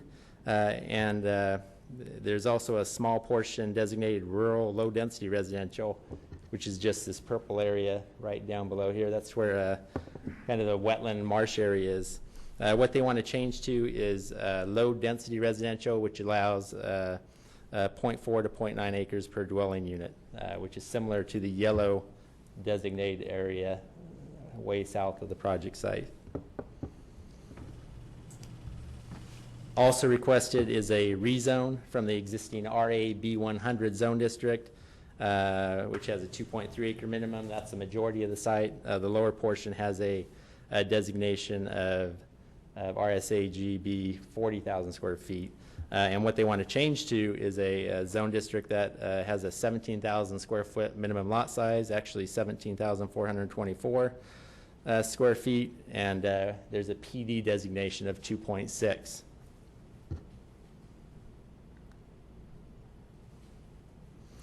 So the applicant has designed the project to comply with the county's plan development ordinance. Lot sizes would range in area from 5,355 square feet to just over 11,000 square feet, and would be developed with single-story homes not to exceed 2,600 square feet. Approximately 49% of the project site would be set aside in open space and common area lots for wetland preservation, recreational facilities, pedestrian trails, detention basin, and landscaping. And I'll put out another. The landscape plan is a more colorful map, but it kind of highlights those features on there. Primary access to the site would be provided by Swan Lake Drive, which is right down in this area. There would also be a 40-foot wide emergency vehicle access that would connect to Skyview Lane, which is just north, on the north side of the project site. The Planning Commission, they considered this project at their August 13th, 2009 meeting. And after listening to presentations from staff, the applicant, and substantial testimony from the public, the Commission took action to deny the project on a 3-2 vote. The Planning Commission expressed concern about the intensity of development, compatibility with adjacent land uses, traffic and safety issues, and ultimately decided that an increase from 6 residential units allowed under the base zoning to the 26 is inconsistent with the Granite Bay Community Plan. In addition, the potential for land use conflicts would exist between the large rural parcels adjacent to the site and the proposed urban-type residential lots, which would be some of the smallest in the Granite Bay area. Also, 2 elementary schools nearby and a high school and community park. The Planning Commission was also concerned that the increased traffic from the project would create safety issues for those who reside in the immediate neighborhood. The applicant's stated basis for appeal of the Planning Commission's denial of the project was to allow the Board of Supervisors to consider the merits of the project. The applicant pointed out at the Planning Commission meeting that an age-restricted community would provide a housing alternative for retired or soon-to-be retired residents who are looking to downsize yet remain in the Granite Bay area. Although the Planning Commission did not disagree with a need for such housing in Granite Bay, the Planning Commission determined that the project's potential impacts to the immediate neighborhood would far outweigh any potential benefit of an age-restricted community at this location. So before I move to our recommendation, I would like to advise the board of a recent development with a project. Last week, the applicant submitted a revised vesting tentative subdivision map to the planning department. This revised map is a significant deviation from the tentative map that you are considering today. Most notable is a reduction in the number of lots proposed from 26 lots to 13 lots. Although the Development Review Committee still needs to review the revised map, I understand that the applicant will be providing an overview of proposed changes to their project during their presentation. While no action can be taken on this revised map today, staff will await direction from the board on this matter. So, in regards to the proposed 26-lot planned residential development that is being considered today, staff is recommending that the Board of Supervisors uphold the decision of the Planning Commission and take the following actions. The first one is to deny the appeal of Camille Courtney on behalf of Pastor Land Development. And the second is to deny the applicant's request for a general plan amendment, rezone, vesting tentative subdivision map, conditional use permit, and tree permit. And that's all subject to the findings that are contained in your staff report. So that concludes my presentation. I'm available for questions, if you so desire. Questions by board members? E.G., I have a question. Given the requested modification and that the applicant is now requesting that the board adopt a zoning that is, I believe what their request is, that they're requesting the board adopt a zoning that's identical to the property to their east. Is that correct? Both zoning and a general plan land use designation? Yeah, let's start with the land use.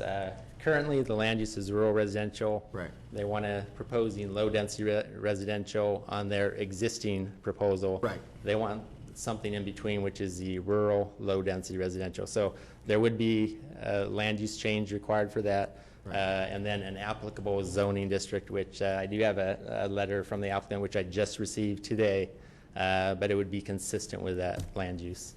Okay. And so if the board were to act on that today, first of all, I guess a question of council, is the board at liberty to entertain a request for something that is less dense than what was originally applied for in the application? They can request for something that's less dense and the board can give direction. You're not in a position to approve anything because there's no map before you. Right. And you're not in a position to condition anything because there's no map before you.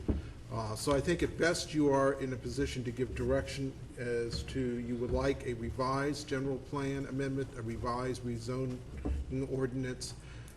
Obviously there's a potential revised a vesting tentative map.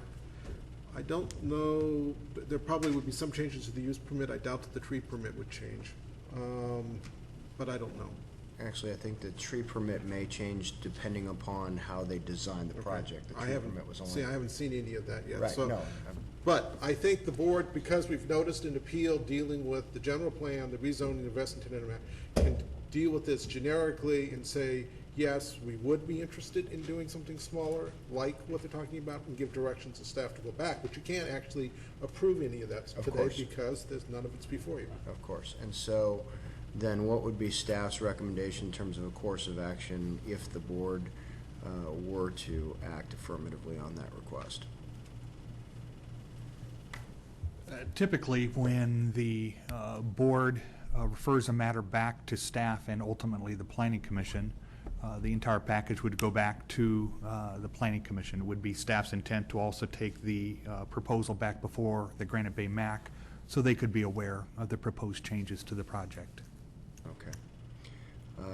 Other questions by board members? Supervisor Holmes? The proposed changes, if we can go back to the map of the surrounding areas.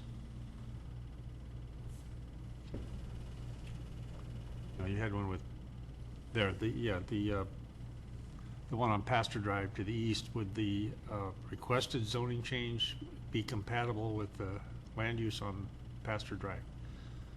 Yeah, If I can, Supervisor Holmes, I'll go back to the land use designation.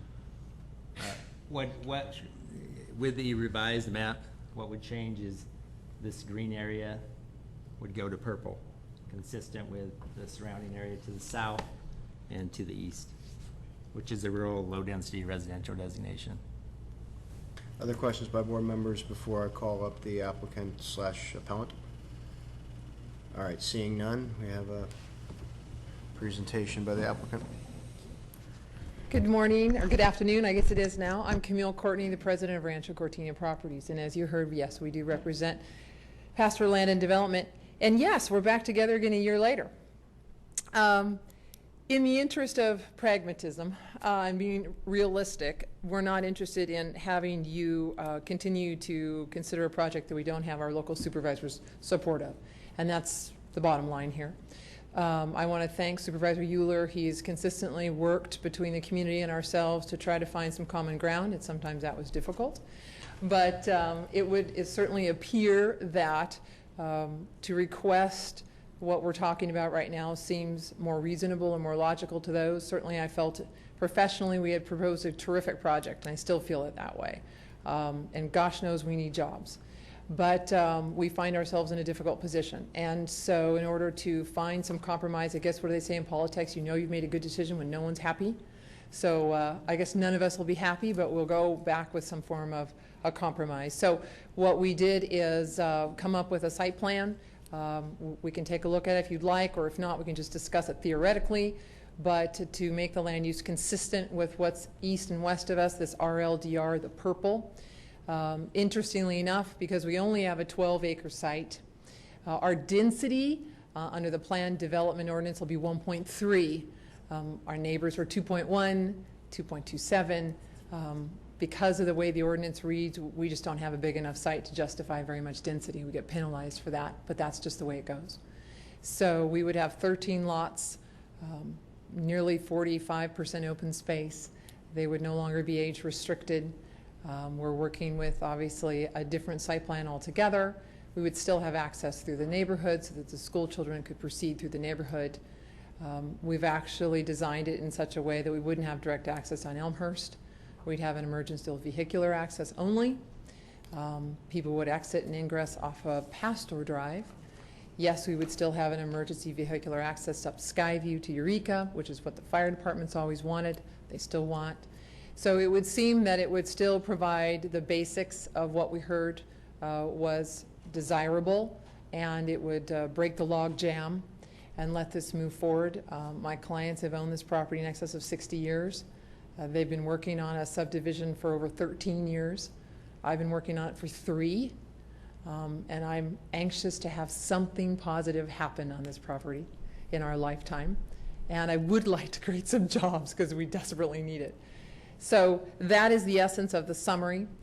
We'd like to get your feedback, obviously, whether or not you think that seems something reasonable, because as you heard from staff, you would need to direct staff then to come back on the 14th of December or the next meeting that you would be able to discuss this and have a recommendation to change the community plan, to change the zoning. And then we also do definitely want to talk about this cottonwood tree. While it's not on our property, it still, we believe, is a public safety issue that is continuing to ticking time bomb. So you have obviously the power to address that. We'd like you to address that. So with that, I'll be happy to answer any questions that you might have. Any questions by board members of the applicant at this time? Supervisor Holmes? You mentioned the cottonwood tree, so under your new proposal, the cottonwood tree would stay? We don't think it should stay under any proposal. Oh, okay. We don't need to remove it because of the emergency vehicular access is narrower. It doesn't seem to be an issue for us. But I, as a developer, do not want cars driving under the cottonwood tree branches, period. 2 more have fallen in the last year, crushing the fence. I saw another tree fall on Bell Road. One day it was there, the next day it was gone. We had a $10,000 study by an arborist who've all agreed it's way beyond its normal life. It continues to be a hazard. The kids walk underneath it. The street and the sidewalks sit right there. I just don't think it's prudent for the county. And the county's on record in the hearing when it was deemed a landmark tree being responsible for the tree. And I just don't think it's prudent. I don't want to have anybody walking or driving underneath it. That's my I'd have to agree professional with you. opinion. I was down there yesterday looking at it, and there's broken branches, and it's an accident waiting to happen, so I would agree with you on that, particularly the one. Yep. Other questions of the applicant at this point? All right, thank you. Seeing none. Michael, just point of clarification, some project specifics were mentioned in terms of the redesign. We are not, as a board, entertaining anything that is a project proposal. We are simply being asked by virtue of the request to modify the land use zoning and the general plan designation. We're simply being asked to consider a general plan, land use designation, and zoning that is less intense than what was originally proposed under the 26 lot project, to allow for that rezoning and general plan amendment to proceed. I'm, obviously given an affirmative vote, and then subsequently the project applicant would have to go back to the MAC with a project that addressed the specifics like the tree, like access, and all those other things. Is that correct? Yes, there's actually two alternatives that the board can consider here. First and foremost, it's important to note that staff has not analyzed the revised project that's come forward, and so staff is not prepared in any way to provide any guidance or direction on the merits of that proposal. As I said in my previous comment, the typical process is that the entire package would be referred back to the MAC and the Planning Commission for consideration. An option available to the board, as stated by Mr. Euler, is to consider the merits of the rezone and general plan amendment. Staff, as noted by County Council, cannot do that today, but could come back at a subsequent meeting. So it'd really be up to the pleasure of the board as to whether you would want to have the entire package go back or have it bifurcated in some manner. So if the board were to request you to come back at our meeting on the 14th, would you be prepared to do so? As it relates to the general plan amendment and the rezone? Not a map, nothing like that, just the general plan amendment of the rezone. Would you I believe we could prepare the necessary documentation if that was the pleasure of the board. All right, thank you for those clarifying remarks. I appreciate that. We'll go ahead and open it up, unless there are any other questions by board members. We'll go ahead and open up the public hearing. Any members of the public wish to address the board on this item, this would be your time to do it. Please bear in mind that we're going to try to keep comments to 3 minutes, but the floor is yours to those who want it. Yeah, please, Marlene, come on up.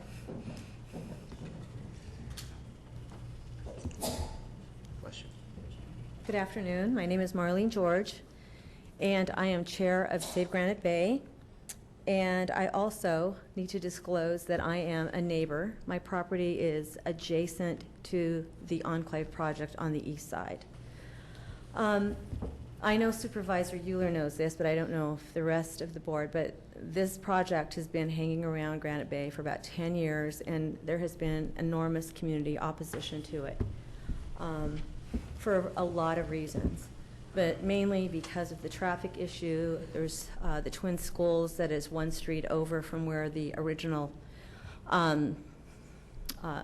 entrance to the project was going to be, adding to the congestion, the increased density, and that it violated many of the major principles of the Granite Bay Community Plan. The community is very heartened by the revised, or the proposed tentative redesign of this project. And we think that this is a good first step on the part of Supervisor Euler to respond to the concerns of the community and to the neighbors that are directly impacted by this. Over the weekend, Save Granite Bay sent an email to its membership of about 550 community members. And the response of the emails were that the community is prepared to support the revised plan, whatever that might be, as long as the community is involved in all phases of the planning.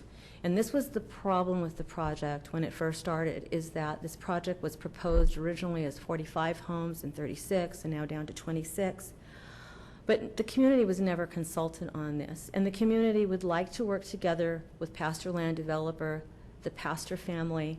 We would like to work with him on a project that is successful for everyone, that is a win-win for the neighbors, a win-win for the developer, and a win-win for the community. And the project as it's being proposed, as I understand it, is going to still be over 100% increase in current zoning. And we would like the developer to consider some elements of the new plan to maintain that rural setting and lessen the impact to the neighbors. So thank you very much. Thank you, Marlene. Anybody else wish to address the board? Please, come on up.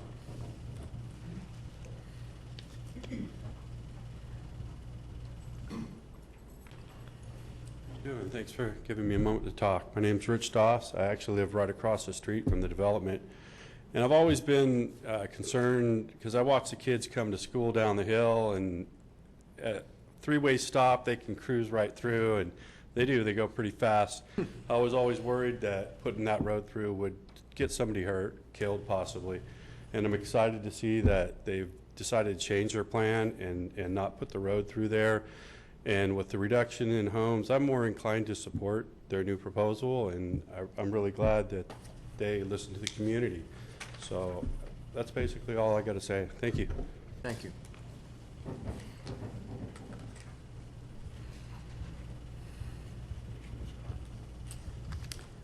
Sandy Harris, Granite Bay Community Association. We support the proponents' withdrawal of this project, and we appreciate Supervisor Euler's efforts in meeting with all the concerned parties in order to develop a project that better reflects the goals and policies of the Granite Bay Community Plan. But I just had a question in my mind, the last statement you made about the general plan amendment.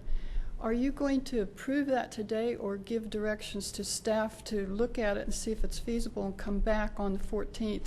But the action you take today is not an approval of that, because we really feel uncomfortable having that designation put on this project when we haven't seen the project.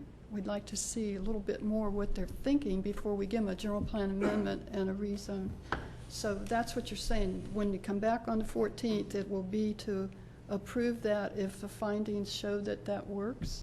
Let me clarify, and counsel or Michael, feel free to jump in. We are not at liberty, if we direct staff, if the board directs staff to come back on the 14th with the appropriate findings for the general plan amendment and rezone that would allow for the up to 13 units that have been discussed, at that time we would not have a specific project that we would be approving. All we would be doing is allowing for a project to be developed based on that, which would have to re-engage the process, go through at least one, if not two MAC meetings with the neighbors, with the community association, for ultimately a recommendation by the MAC, and then to the Planning Commission for their either acceptance or rejection. If the Planning Commission were to accept that map based on the zoning, if the board were to act on the 14th to approve that zoning, then assuming the project isn't appealed, it would be done, and that would be where it is. Is that correct? Yeah, and I would like to also add to that I have not been part of any conversations, but it's clearly my understanding, it is anticipated that the general plan amendment, which may come back either as part of a package or on the 14th, and the rezoning and the future project would be highly dependent upon the existing mitigated negative deck. There's not going to be a new environmental document created to justify a zoning that is less intense than the one that's already studied, or a general plan which is less intense than the one that's already studied, or a project that's less intense than the one that's already studied. So I suspect there won't be a further environmental review other than, you'll match the new map to the existing document. Okay, thank you. Thank you, Cindy. Anybody else? Yes, sir.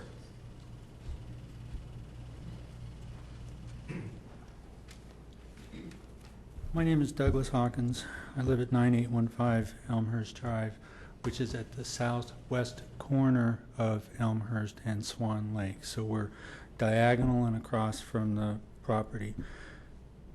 I have also watched the plan for development of that property evolve over 10 years, although I was strongly opposed to the 26-lot age-restricted development.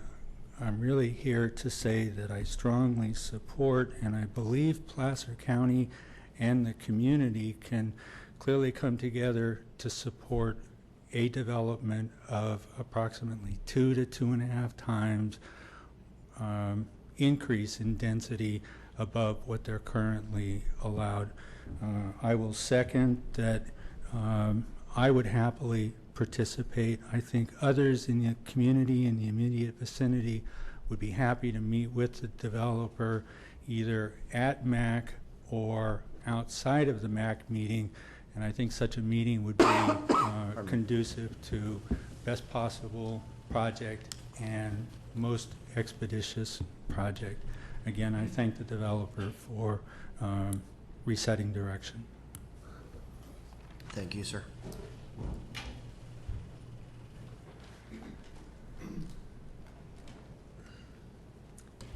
Hello, my name is Jane Negri, and I live at 4502 Olive Ranch Road. And I really just need a clarifying question. You talked about going back to the MAC and back to the Planning Commission, yet you talked about the December 14th meeting where you would approve something.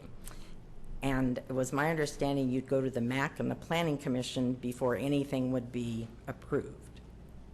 Let me just clarify what my preference would be. My preference would be that this board would direct staff to come back with appropriate findings and anything else they need for the board to be able to act on the 14th on the request as it relates just to the zoning and the general plan amendment as it's currently being requested, not what the previous project was. Right. Once having received operating under the assumption that should the board act in the affirmative on the 14th on that request, that's when they have to re-engage the process to go out and develop the map consistent with the zoning that the board would have adopted on the 14th. So the board would adopt the zoning and the general plan amendment, and then the applicant goes and meets with the community, meets with the MAC, says, here's what we're proposing by way of the project based on this zoning. Okay. Well, I think I just am a little uncomfortable with that process. It seems like something scooting in the middle there before it goes back to the MAC and back to the Planning Commission and then to the Board of Supervisors for that approval. So I just needed to voice that. Okay, thank you. Thank you. Thanks, Jane, appreciate that.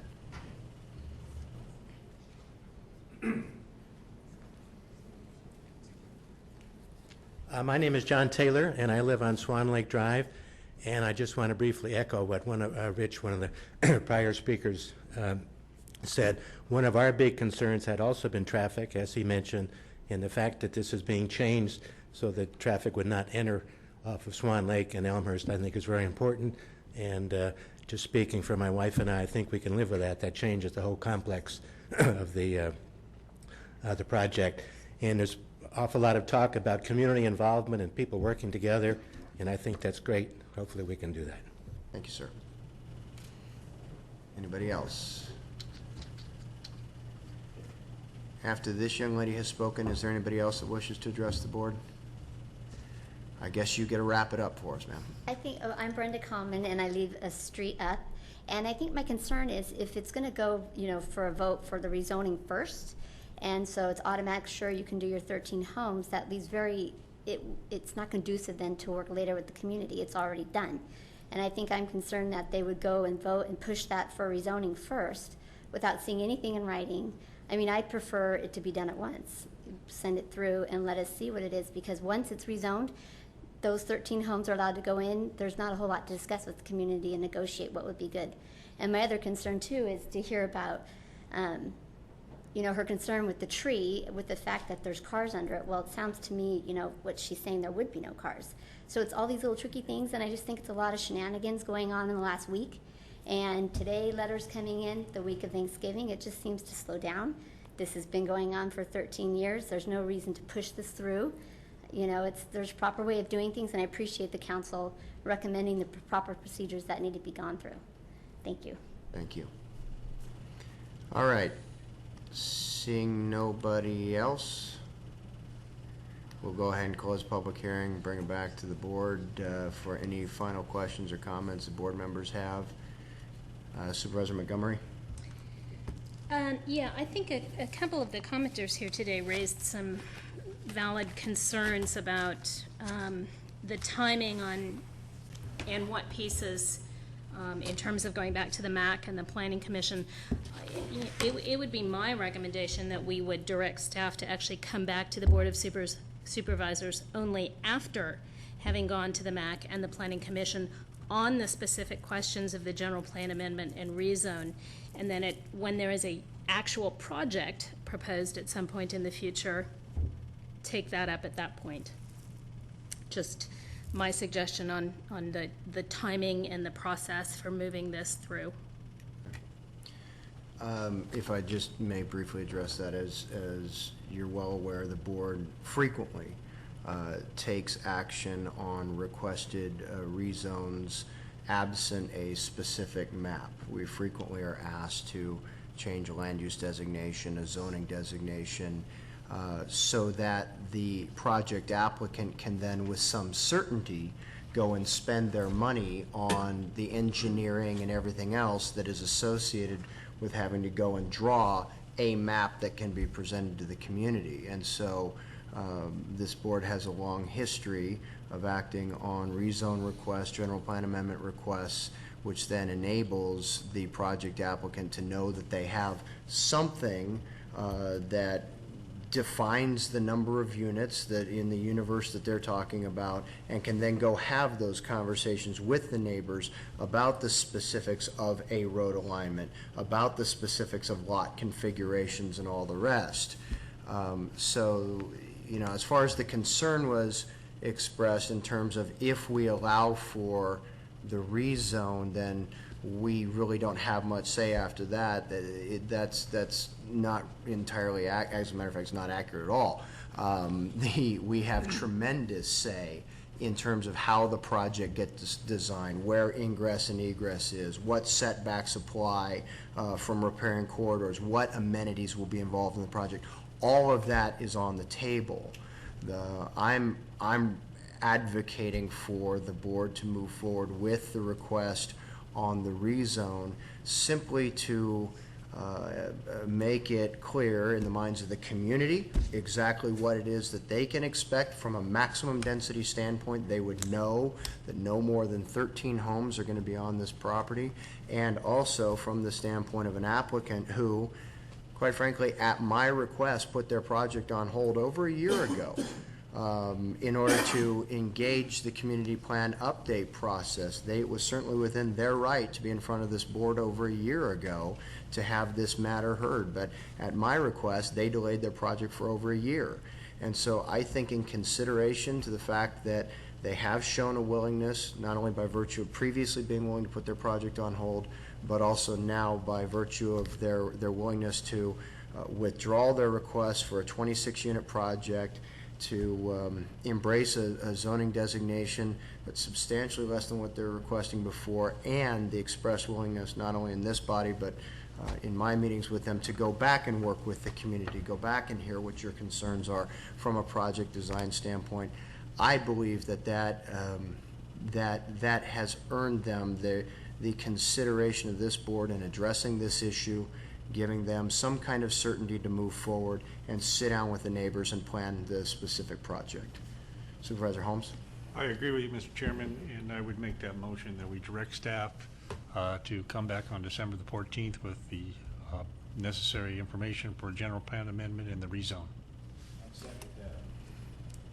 Just a point of clarification. Your microphone, please. Point of clarification, do we need to uphold the decision first before we do that, or? I think the applicant withdrew their request, I think is what happened there. And I second. Okay. Supervisor Wygant, sorry. Just a couple comments. Comments for the residents out there as much as anything too, but also to staff. It is common for the board in general plan updates to hear just the question of rezoning and general plan designation changes. but want everybody to be certain that a project application itself, if that change is made, would still have all of the review and consideration that it would have had if they submitted a plan under any circumstances. So with that, I'm comfortable going through with its process as the motion states, and I think for me, what I would like staff to bring forward is a description of why the property is zoned the way it currently is under the prior general plan. Clearly, according to the maps, it's in a transition zoning area.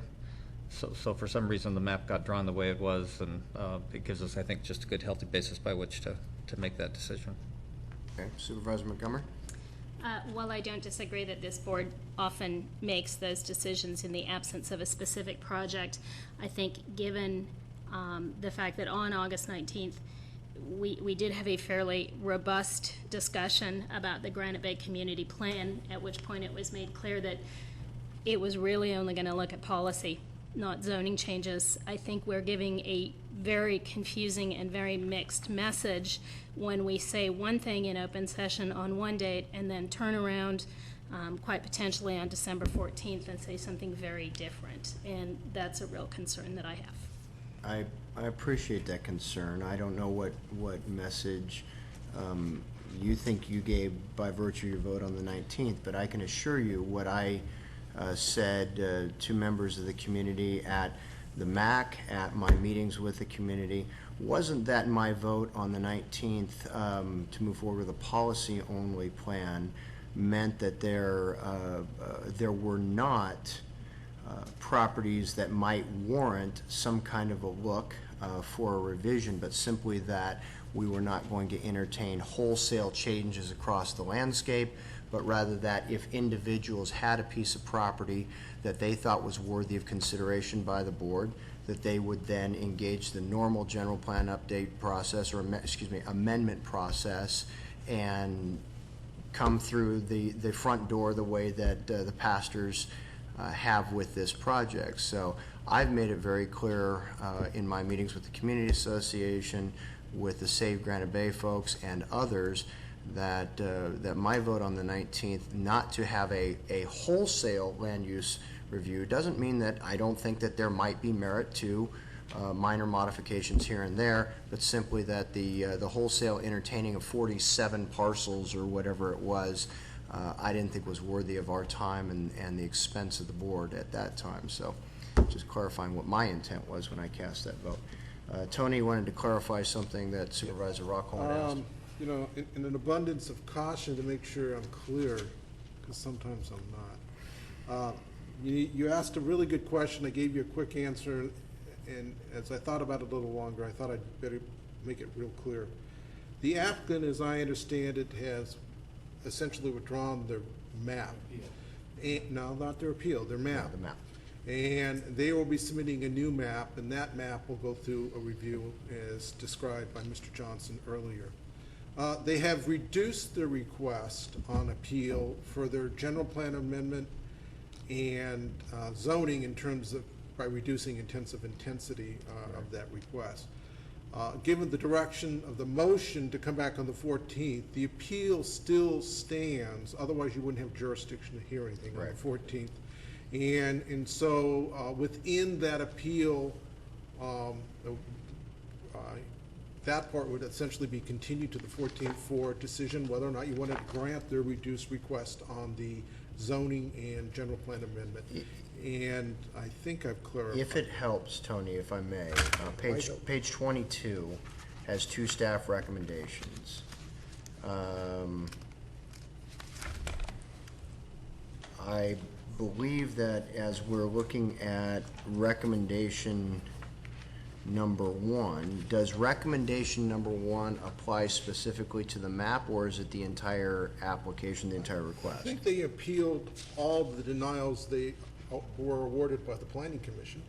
And so I would suggest that item 1 would be to continue that appeal to the 14th for further discussion, with the understanding that they, with regards to item 2, have withdrawn their application and appeal with regards to the vesting tentative map. But still are asking for a general plan amendment and a rezoning. Right.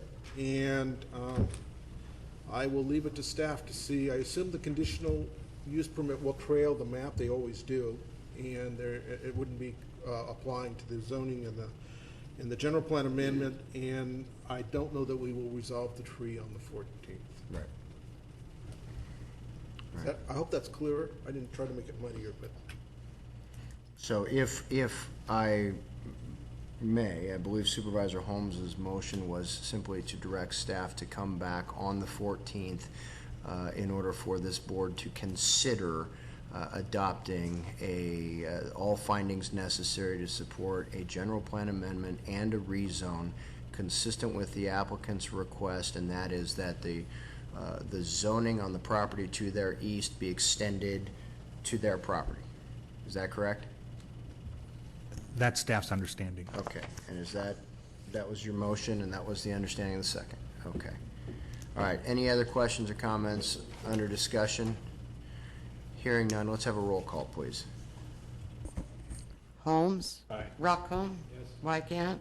Montgomery? Yes. Euler? Aye.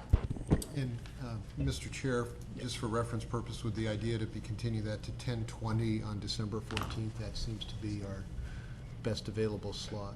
On an otherwise busy day. Yeah, better than Yes. 5 minutes. 10:20 on the 14th is what I think I just heard, is that correct? Yes. Okay. We'll go ahead and continue it then to 10:20 on the 14th. Thank you. Thanks, Sam. All right, thank you all very much. We'll see you back on the 14th.